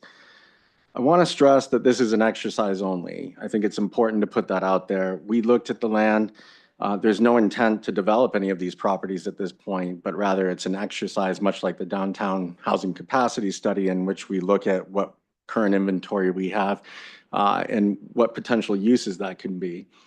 And so why is this important is because land plays a critical role in development of affordable housing. Most of our affordable housing has a component in which land is donated. This is important in the California Tax Credit Allocation Committee when you apply for funding, because it increases your eligible basis, which increases the amount of credits that you can get, which either can deepen affordability or it can reduce the overall project cost. So having land is an important aspect for the city to be able to continue forward with affordable housing. In fact, this is an exercise that we do in our housing element.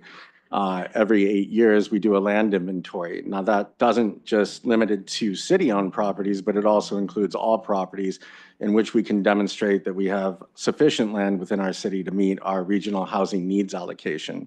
And so this ties in a little bit to looking forward towards the 7th cycle of RHNA and what we have in our inventory that can start to address that. Next slide, please. Oh, that was the right slide. Next, back one slide. Back two. Yes. So we used criteria to take a look at this, and I'd like to go over these really quick. Is that number one, we looked at existing uses, and you'll notice a lot of the sites already have either a public use or some other type of use that is being currently utilized, such as parking lots, and have important value to the city. And so I'd like to stress that any of these, if they were to be developed, would definitely require an extensive process of planning, looking at alternate sites and continuity of services with the community. But these are the parcels in today's presentation that we feel do have some residential ability. The physical constraints play a big role, and I rank these in order. We looked at, now, can it even be developed if in the first place we want to develop it? And then finally, is it zoned correctly? General plan compatibility is very important to a project, because if it doesn't have the right general plan designation, it's a large planning effort to get it moved forward. And then you have to look at what the level of effort it is for that planning effort for the particular parcel and unit yield that would come out of there. And then finally, financial feasibility, years of looking at projects getting financed and just kind of having an understanding of what programs would fit if such parcel was able to be developed. We put it through a lens of what programs are out there currently existing. We looked at traditional as well as other financing methods that might be possible. And that was the final lens that we used in developing the final list. Next slide. Really quick, as I mentioned before, the general plan designation plays a large role in how we address these different parcels. You'll notice that there's only one parcel that is identified which has the general plan for PQP, which is public, quasi-public use. And that would be the community center that was identified in this report. And the idea behind that is when we look at PQP and what level of effort it takes to change a zoning of such use, we need to have yields that could actually support that effort and make sense for the amount of time and effort that would go into planning efforts to, and what yield of residential units could be possible out of there. Next slide. So in Exhibit A of your report was the entire list that we looked at, and that is actually even a list that we whittled down further that removed, for example, the wastewater treatment facility. We were not necessarily going to look at that, but we did look at a variety of parcels, some even outside the city, just to be comprehensive. These are the ones that we found to have the most potential. And I will go through these, and you'll notice the asterisk after 1557 Healdsburg and 0 Healdsburg Avenue. I'd like to combine those two, even though one's a parking lot and one falls under a park, because they do play a role or could be developed independently, but I will address them together. Next slide, please. So I'll start with 627 Healdsburg Avenue, which may be familiar to many as being right next to our fire station.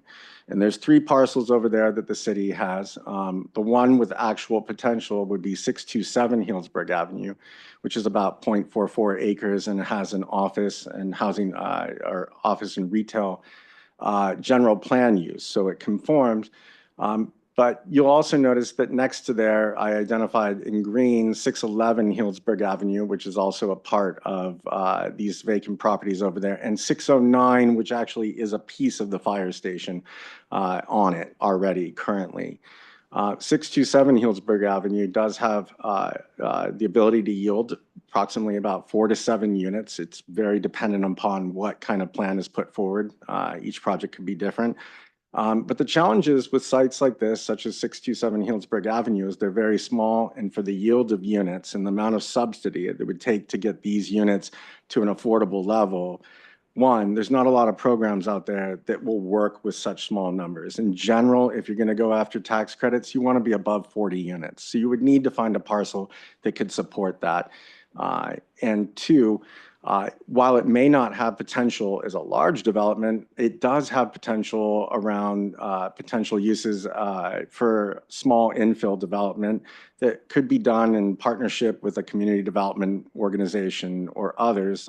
Currently, that capacity doesn't necessarily exist of a local community-based developer that is nonprofit and would meet the requirements under some certain guidelines of HUD funding that would be available. But it is definitely something that could be looked at in the future as a potential site if we found the right partner. Next slide. So the next slide that pops up is 1408 University. This parcel has been owned by the city of Healdsburg since 1957, and it was deeded to us by the Gauntlet family with a deed restriction to it that limits its use for a municipal purpose or a firehouse. That definitely makes the property hard to develop since it's in the deed restriction, but it has potential, a land size about 1.23 acres, but at the densities that maybe 3 units could be there. There's other site challenges such as topography. There's an AT&T cable that runs under the entire site, or excuse me, through the middle of the site. There's some difficult challenges. However, city housing staff and our city attorney's office has been working with the heirs of the Gauntlet family to see if we can get the deed restriction removed from this property. And in this case, after analysis, staff believes that potentially the best use for this property would be to sell it if the deed restriction was able to be lifted. We've sent over the proper paperwork to the Shriners. We're just awaiting their final signature and any comments that they might have. But that's a process that's been ongoing. Once that comes back, that would have to be brought back to council because the council ultimately makes the decision on the disposition of that property, because there are processes through the state in which surplus land has to be listed and made available for affordable housing, depending on the type and use. But definitely something that we've used before around Dry Creek and Saggio Hills is a process that we've been through. So this one has potential possibly for a sale. We had it appraised at about $1 million for that parcel. The market would eventually dictate how that would be, the pricing on that, but that is an option around the 1408 University Street property. Next slide. Those represent some of the vacant sites we have. And then I'd like to move on to the parking lots that we identified as having potential. Now, some of these we may remember from the downtown capacity study that we looked at. That's 434 Healdsburg Avenue, as well as 17 Matheson Street, which is more commonly known as the West Plaza parking lot. I would say for many of these properties, the planning process and the current use provide some challenges. There's easements, they provide parking for our downtown businesses. I think when we went through the downtown capacity study, we looked at that, and quite a few of these parcels could yield with zoning changes a lot of units. And you can see, I believe we look at the West Plaza parking lot, when we looked at the downtown capacity study, modeled at 57 units an acre or so. That was 151 units that was identified that potentially could fit on that site through that analysis. Currently, what our zoning would be, our allowable density would be, could yield about 34 to 55 or 54 units. Put that in perspective, take a look at Dry Creek and how that fit into, that's 58 units that will fit into that size. So density bonuses that you can get through the state can play a role. There's a lot of variables in being able to get units on there. But these all represent very long-term projects. Obviously, they have existing uses that would need to be evaluated over time, but they do have potential for residential development. Next slide. So here's 17 Matheson Street. You can see that the land side is about 3.4 acres. It's zoned downtown commercial, which has a density of 10 to 16 units per acre, which would get us a yield of 34 to 54 units without any kind of amendments to our land use code. Next slide. The next one is 434 Healdsburg Avenue, another one of the properties that we looked at as part of our downtown capacity study. I believe in that study, we looked at this at a higher density, potentially yielding 21 units that could come. At our current densities and the size of the land, we are about 3 to 4 units. Once again, this is a parking lot that has an existing use and would have to be evaluated if we did choose to move forward and utilize this for affordable housing. Next slide. 225 Center Street is another parking lot that has been identified. It's next to 228 Center, which is another parking lot, but this one is not a very large lot and potentially could yield about 1 unit at our current densities. Next slide. And then 228 Healdsburg Avenue, which is about 0.28. So it's about 2 to 4 units that could potentially fit on there. So you can see that we have parcels that definitely are developable, but may not yield quite under our current land use codes, may not yield very many units. Next slide. 315 East Street is the senior center parking lot. That's another potential site for residential development that has existing uses that would of course have to be considered.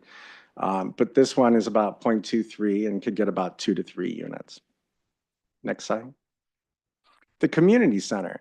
So the community center is an interesting across the board. If we looked at the site just by itself, definitely existing uses.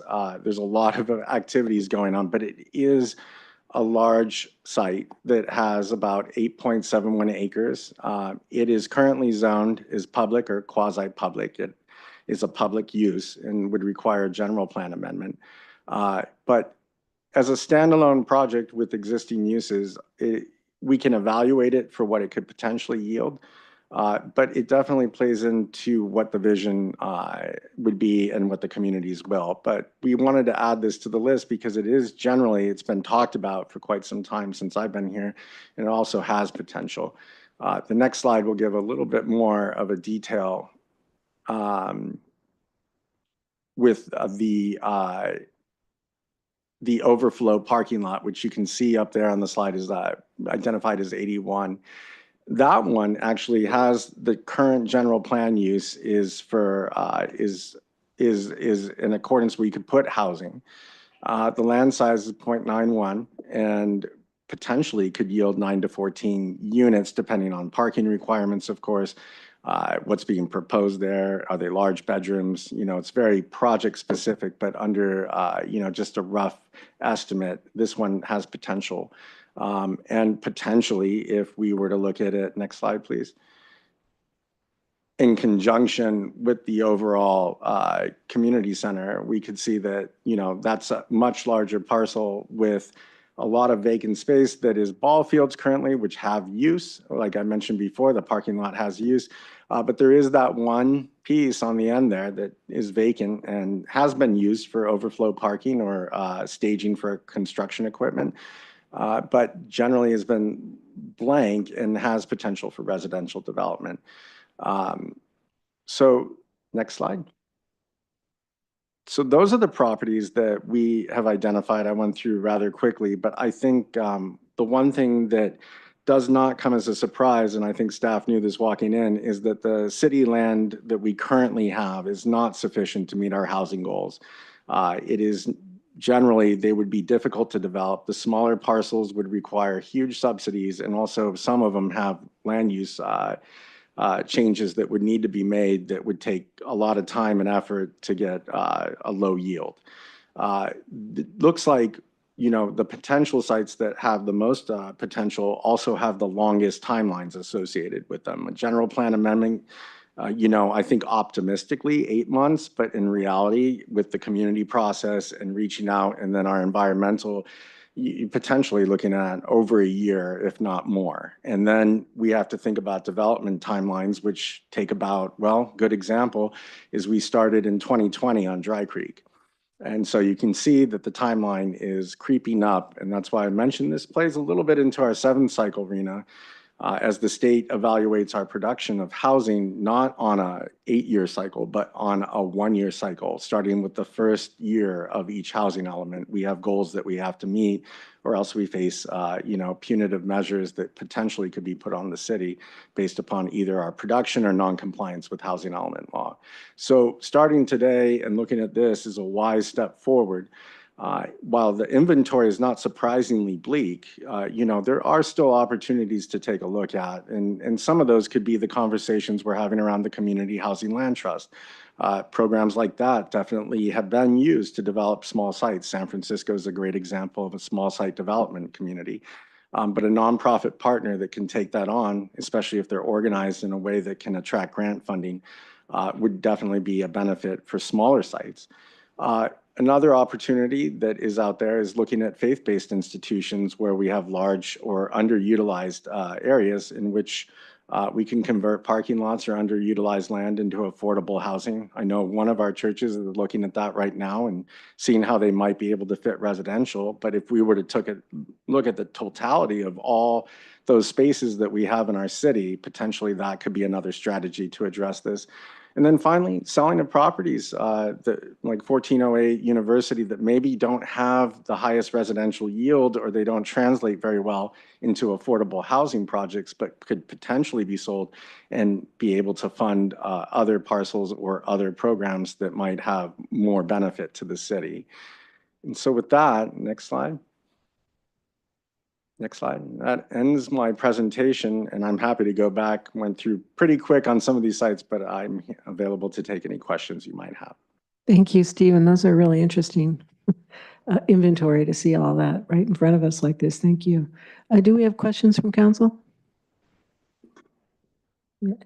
Vice Mayor Herod. Kind of a basic question. It is a little bleak. It seems very tight, very challenging. In your mind, then, do you think the future really revolves around purchasing new properties? Yes, and I would say that because if you look at Dry Creek, if you look at what cities used to have with redevelopment, we used to have a tool to be able to go out and get properties and be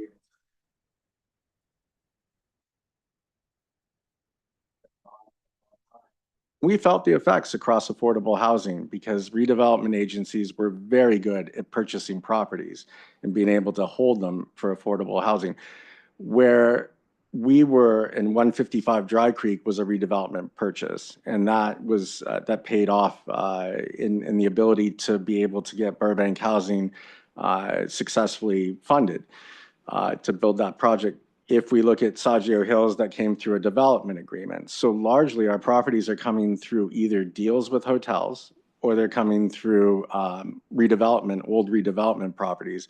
And as you can see that we're running out of those. And so, I think that in absence of land, you got to find cash. And right now, I think that's the challenge as well, is that we don't have the full amount to purchase property in a very expensive market. And by buying the property, we have actually been able to be successful in our affordable housing because it takes a large cost out of it. However, without that inventory, we move more towards just straight gap financing, which would be larger amounts to be able to get the same level of units that we have. So traditional financing through the state of California really does require higher unit counts. If we were to go to infill, then that requires a lot more money to be able to put in there or land to donate. And so those are the tools. And so, if I were to have an analogy is that we're running a marathon and we're getting tired around mile 15. We know we got a long way to go. So we got to get ourselves prepped, whatever it takes, drinking water, eating something to get us to the 7th cycle. But that definitely is a focus, is the next purchase of land. Interesting. And do you find this is a problem for a lot of communities our size in California right now? I would say that I don't think many communities of our size had the inventory that we did as Healdsburg, and or they may enjoy lower land costs. One thing that we don't have is we don't have affordable housing developers showing up and saying, I found a parcel, I'm going to buy it. City, can you gap finance it? They can't. It's just, unfortunately, the value of the land is too high that we don't get actively engaged like I did in other cities. For example, in Fresno, we had affordable housing developers coming all the time because they could get land cheap, hold it, and make it work. I think our challenge is that our land costs are so high, it makes it difficult to make anything work, even when we do have land. And therefore, the ability to go out and find larger parcels or be able to find a number of parcels to be able to develop would be paramount to us being successful in 2031. Thank you. Councilmember Edwards? Yeah, thank you for this. And just to be clear, this is not something we're proposing. This is unlike, because with our downtown density project that got turned into, this is what we plan to do. This is what we're going to force to do. This is just looking at what we have and the possibilities. And it was interesting what you said was the rising price of land, but our land prices, even on the 1408 University, it's not high enough if we sold that to actually build something with that funding. The land is expensive, but it's not enough that we could just sell a parcel and then make housing from that. It has to work with some other programs, if I'm understanding correctly. Sure. So we leverage, for example, with Measure S, we've invested the $1 million into, or we made a commitment for $1 million towards that project. But the total project cost is somewhere around $48 million. The land was valued approximately close to like $4 or $5 million that, or excuse me, $2 to $3 million that was able to be put towards the tax credit application. So we can leverage $1 million very well, but that would still require some place to build and the remainder of the capital. But $1 million would not get you a project on your own, but it definitely could gap finance a project that's in process. And so to answer your question short, no, the $1 million could not necessarily build a large tax credit project, but it could go towards infill or something of that nature and potentially have the ability to build those units. And then one of the things as I was going through this and digging into it is that not looking at this like a residential or private ownership to where we're paying property taxes on this if you were an individual. So there's not a lot of cost to the city to have these properties just sitting as they are. No, I think for some of them, we do weed abatement, which is generally what we do in the city. For example, the firehouse properties are still, everyone we go and every year they're listed for weed abatement. But other than that, they've been very low cost to us. So we can be very strategic when we're looking at what we want to sell, what we want to hold on to, what is in the public interest in parking, because we do hear a lot about parking, and that's a big discussion. When you're talking about the Community Housing Land Trust, is that an existing land trust, or this is something that we would look for a new, more aggressive land trust organization? So no, it doesn't currently exist. We work with a group that's called the Housing Land Trust of the North Bay, that when we have subdivisions and for sale properties, they are the stewards of those properties, and they do the monitoring. But that is a little bit different than what I was mentioning, which would be more of a housing land trust. It's what's in a name, but in what I think what we would, what I'm trying to describe a little bit more is that, one, it doesn't exist. Two, it could raise private capital or tap into sources otherwise, but something like that could potentially be a conduit to purchasing land or whatnot. But that was part of the extended work plan of the Housing Element Work Group. That's the focus right now, is looking at trust and the different models that are out there in different cities. And I believe that is tentatively scheduled to come forward for the council in late February or early March. Okay, and I just want to conclude with that if we were to sell a property, it's not because we want someone to build a second home or a third home. It's because we want to use those funds for the betterment of our community. So there's always the potential that somebody could build their second home there if it's sold. It's really dependent upon who's going to make the offer. What we have to do is we have to put this out as surplus property. So we would have to come back to the council, declare it surplus. It would need to go through the state, and the state has made it very clear that the first priority is affordable housing. So it goes out first for that use, and then generally moves towards I think at the very bottom of that would be a private sale for individual use. Because I think realistically, somebody buying a $1 million lot is, because we're seeing houses purchased for $2 million and a couple million put into remodeling it. So just to be clear that we're not trying to pull anything slick here, we're really looking at the best interest in how we can get the best return on our investment. Sure. So the previous, I believe, 2 administrations ago, they did a report to take a look at 1408 University. They did a geotechnical study. I looked at this actually 2 years back and looked at it, and it was too hard to develop from that standpoint, and the yield wasn't enough. Anybody that buys it would potentially have the same issue, and it really is suitable for 1 or 2 structures. It really couldn't support much else. Right. And I'll just add to that. I think I'm just reemphasizing what Stephen said, but I think it's important. We as staff, I think, will almost never recommend disposing of any piece of real estate the city owns. It's a properties, as you just saw, we have some that aren't really generating much value. There may come a time at some point when you wish you had it. So I think this is a pretty rare circumstance where we've got a property that we really just, the city's been sitting on it for decades. And just hasn't had a viable path. Even then, I'd say we do this with a little hesitation. We're certainly not asking you tonight to decide on that. This would be a process. But we haven't come up with an alternative, and it is not, it's not so much money, you're right, that will turn around and suddenly, 100 units of affordable housing will pop up somewhere. But as you heard, and I've seen for years now, we are pretty good at taking a modest amount of money and over time, slowly combining it with other resources, with nonprofit developers, and doing a lot of good with it. So I trust our ability to take, let's just use $1 million as a round number. I do trust our ability to take that. It wouldn't necessarily go into the Affordable Housing Fund, but I think that's a pretty good starting assumption. I think that'd be a good recommendation. And then I think we could do something meaningful with it over time. But it's definitely, I think that's an outlier on the list that we're showing you tonight. We did not, compile that list with the thought of, let's just throw all this stuff on the market and cash out. Quite the contrary. That's the outlier. All right, thanks. Just wanted to get some clarity on that. Thank you very much. Councilmember Kelly? Thank you.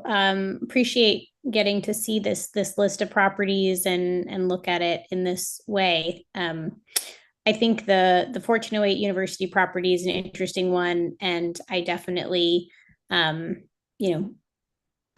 curious if I missed the beginning part of what City Manager Kay said, but I think what I heard him say, so if you could confirm, was that you rarely recommend disposing of properties, but because we've held on to this one for something like 70 years now, and that we really don't see a pathway forward to develop it for affordable housing or the other municipal needs, that this would be something you would potentially consider us selling and then utilizing those funds to go into our Measure S or Affordable Housing Fund for other projects for gap financing. Is that right?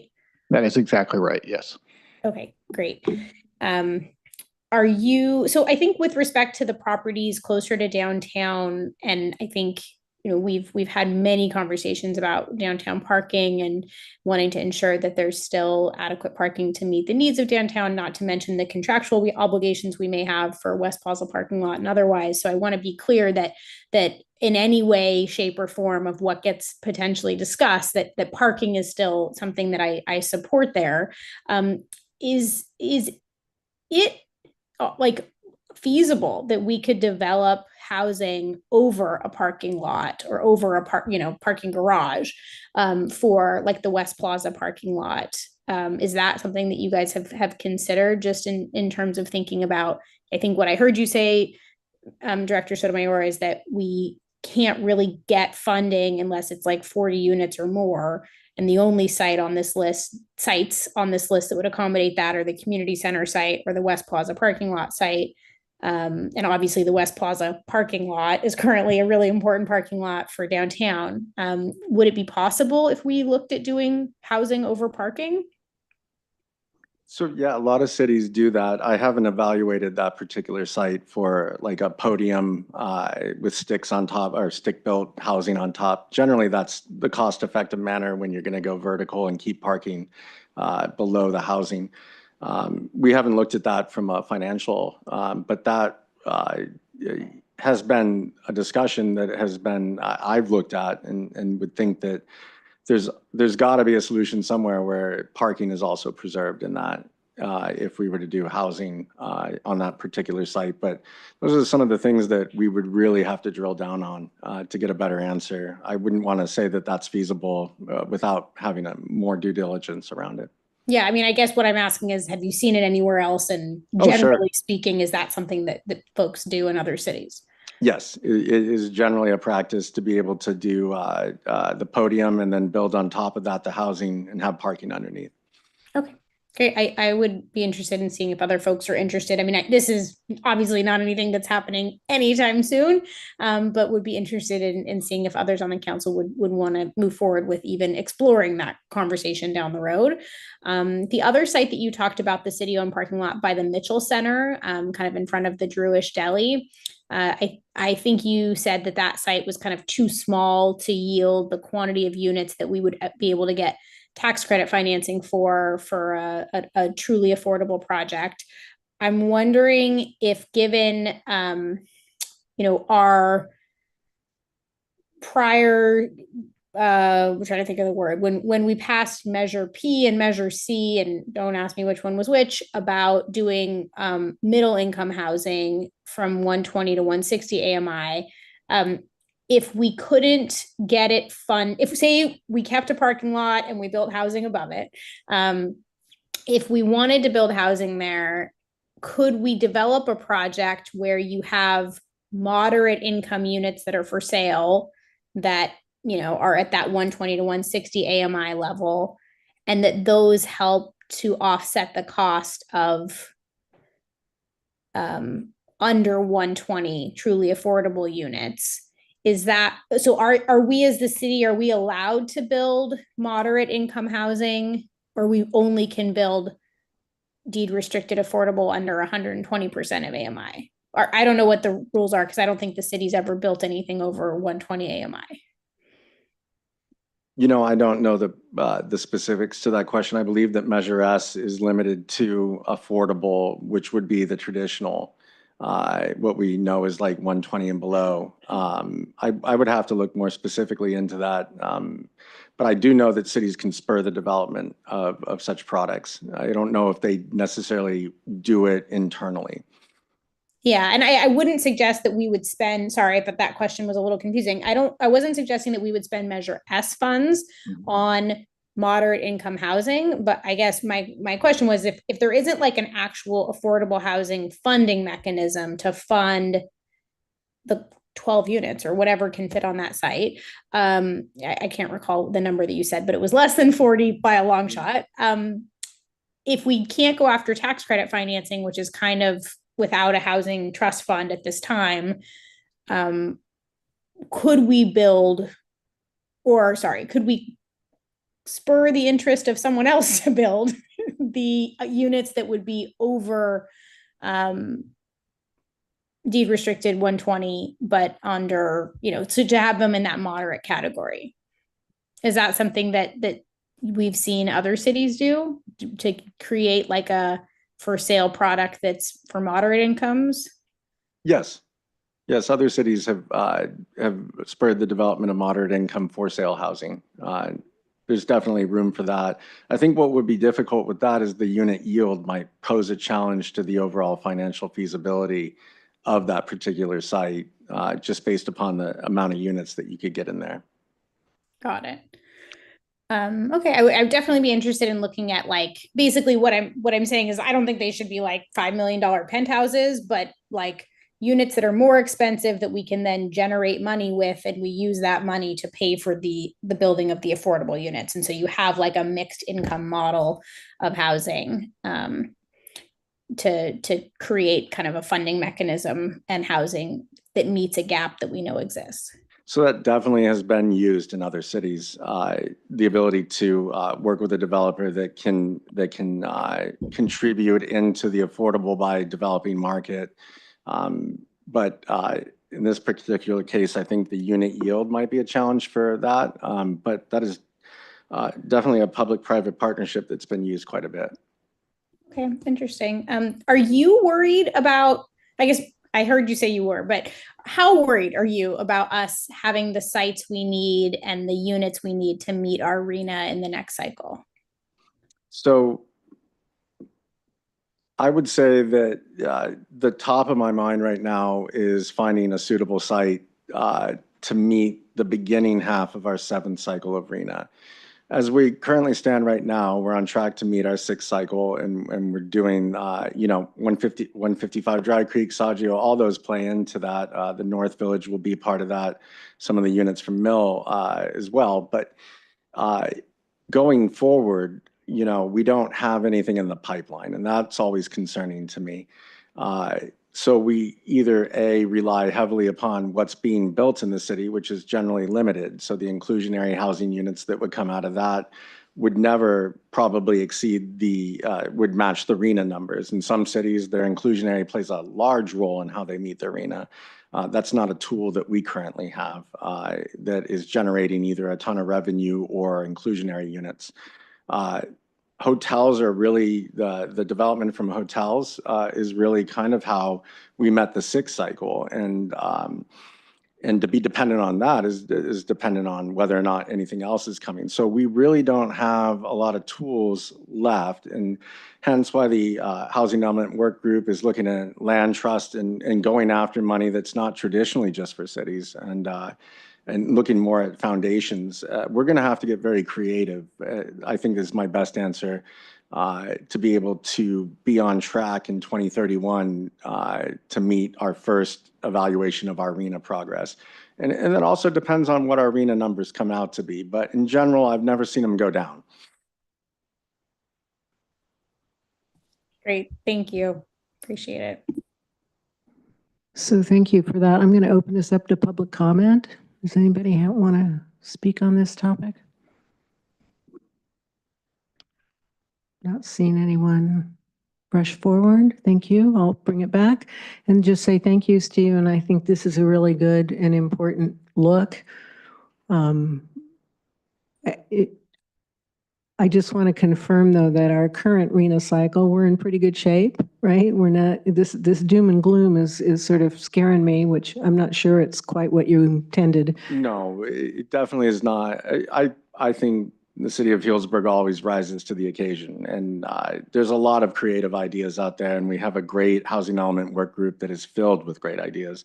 And we're excited to bring back a general overview and a framework of what a housing land trust or a like type organization could potentially bring as a benefit. And so we're not sitting idle just hoping that something pops up. We're exploring every nook and corner that we can come up with. But the challenge truly is the unit yield for the level of effort, and also the amount of work that has to go into each parcel. If it's a general plan amendment and we're doing it in-house, that's a huge amount of work for 1 or 2 units. And so we need to be very strategic where we put our effort. Well, thank you very much for that. I think we're ready to move on. Mayor Mitchell, Oh, sorry. I Go ahead. actually wanted to ask a question of the council now that we heard from the public. Is that okay? Yes, please, go ahead. I'm curious. I do think I'm really looking forward to hearing back from the Housing Element Work Group about the trust fund idea and creating a fund that's an additional funding mechanism that can fund housing. I do want to just put out there that the housing that got built in this current cycle, and the housing that we're talking about hoping to get built and completed to meet our RHNA, that housing mostly all happened because it was part and parcel to a hotel development. Montage, North Village, Mill District, We did have the project that was on Grove Street, Healdsburg Glen, that got built in the last RENA cycle that wasn't attached to a hotel, but pretty much all the other ones were development agreements with hotel developers. And we added, I think, something like 500 more hotel rooms to Healdsburg in the process. And some of those, aren't yet online, but at like the Charlie Palmer Hotel Appalachian that's coming. But I think we have heard pretty clearly from our community that they don't want another 500 hotel rooms or more in the next short order. So I just think we have to start thinking more creatively about how we're going to be able to get housing built. And as Stephen said, most cities use their inclusionary to get housing built, which means there's market rate development that's getting built, and that they have all of those developers put, 10-20% towards their affordable housing as those market rate developments are happening. And as Stephen said, we're not seeing any of that happen, for the most part because of the GMO, and also in part because the housing that is getting built, we already did development agreements with. So they're funding housing through those development agreements, but it's again because it's part of a hotel. So I'm just curious, is any of this of interest for us to discuss further in terms of, would we want to talk about a future conversation about the West Plaza parking lot? Is that something that other council members would want to have a future item to discuss? To just have a conversation? Do we want to talk about the community center site as a potential for housing at some point in the next year? Because I think those are two sites where really the only place where we could see a larger number of units get developed, while also trying to maintain the existing use there, and to start a community conversation about if there's a community interest in that. But I would want to know if there was an interest from any of you all before, any of that. Vice Mayor. I definitely believe that everything should be left on the table with the knowledge that some of these ideas would be kind of far future sort of projects, aspirational, and require a lot of planning. But I appreciate the suggestion that we keep those ideas alive and see what is possible, really do the research on that. I'd also like to consider some spaces that are in residential areas that have potential that we currently don't have zoning for, that might be amenable to meeting our goals and would also be welcomed by the community. But there's a lot of questions to ask and to answer with that path forward as well. Okay, Ron, do you have no comments? I'm not quite sure whether that you were saying you were interested in pursuing this or not. I'm not at this point. I think it's premature to go down that path. So I would not, at this moment in time anyway, wish to have that conversation. So, okay. It's for down the road. Yeah, thank you for putting a bow on that for now. But I think, if I don't misunderstand Councilmember Kelly, it's just that these ideas should be kept afloat, and it's at the reasonable time we should start to begin the process of looking at them. Yeah, it sounds like that. It is already in your plan, Stephen, and the housing element work group too. For these specific sites, to take a look at them, I think in the context of looking at the Housing Land Trust, it's definitely something that we can keep at the forefront of our mind, and it potentially we could look at them in a deeper level if that's the desire. Yeah. I think I'm fine with postponing this conversation to future and not having it now. I think the council agrees. Well, I'm sorry, Mayor Mitchell, I'm not asking to have the conversation now. I'm sorry. That was, I think maybe my comments were confusing. I apologize. My question was, do we want the housing work group to look at the city-owned sites that we're talking about to talk about housing on them, or do we want to leave them as is, as parking lots, or as the community center as is? Unless I misunderstand the report that I just heard, that is what they're doing anyway. You're looking, this inventory is part of that process, right? The first step. The inventory was part of just the general housing element. So as a part of that, we looked at a lot of properties and some of these come into conversation, especially as we went into the downtown housing capacity study. We did look at these parking lots as a part of that. The analysis around 434 Healdsburg Avenue that we had economic planning systems model, we dove deep into, but from a development standpoint or looking at feasibility beyond that on any of these, we have not dove in deeper. At what point would you say between now and 2031, do you have kind of a timeline on, we're okay now at this point, we need to start looking at it a little closer, this is the panic point, so that we can, I think maybe Councilman Kelly is saying that let's not just completely forget about this, but let's have a plan to look forward to this going forward and when we need to do that? It really depends, I guess, on what comes our way. If we have a successful plan to approach infill development or use other sites that could potentially meet the numbers, but just looking at how long it takes from the initial, project concept to actually getting funded and developed or built and people moving in, I would generally say around 2027 or 2028, it would be nice to have an identified parcel of land that would be supporting our first couple of years of RHNA. It's not the only approach that we could do. So as much as I guess the answer is it really depends on the circumstances, but I would say that looking for land, in just my general opinion, we would need to be about 2027. Okay. What I might suggest, based on what I'm hearing from the council and maybe not hearing from the council, is that there's a couple of things that are probably coming, which are not really directly related to these sites, but they are related. One is, as you heard, we're going to have a conversation about the possibility of a land trust. There's a lot of steps that would have to happen before something like that gets launched. There's a lot of questions about governance models, but I think it's really important. We think that's an important conversation that could unlock some of the funding challenges that we just talked about tonight.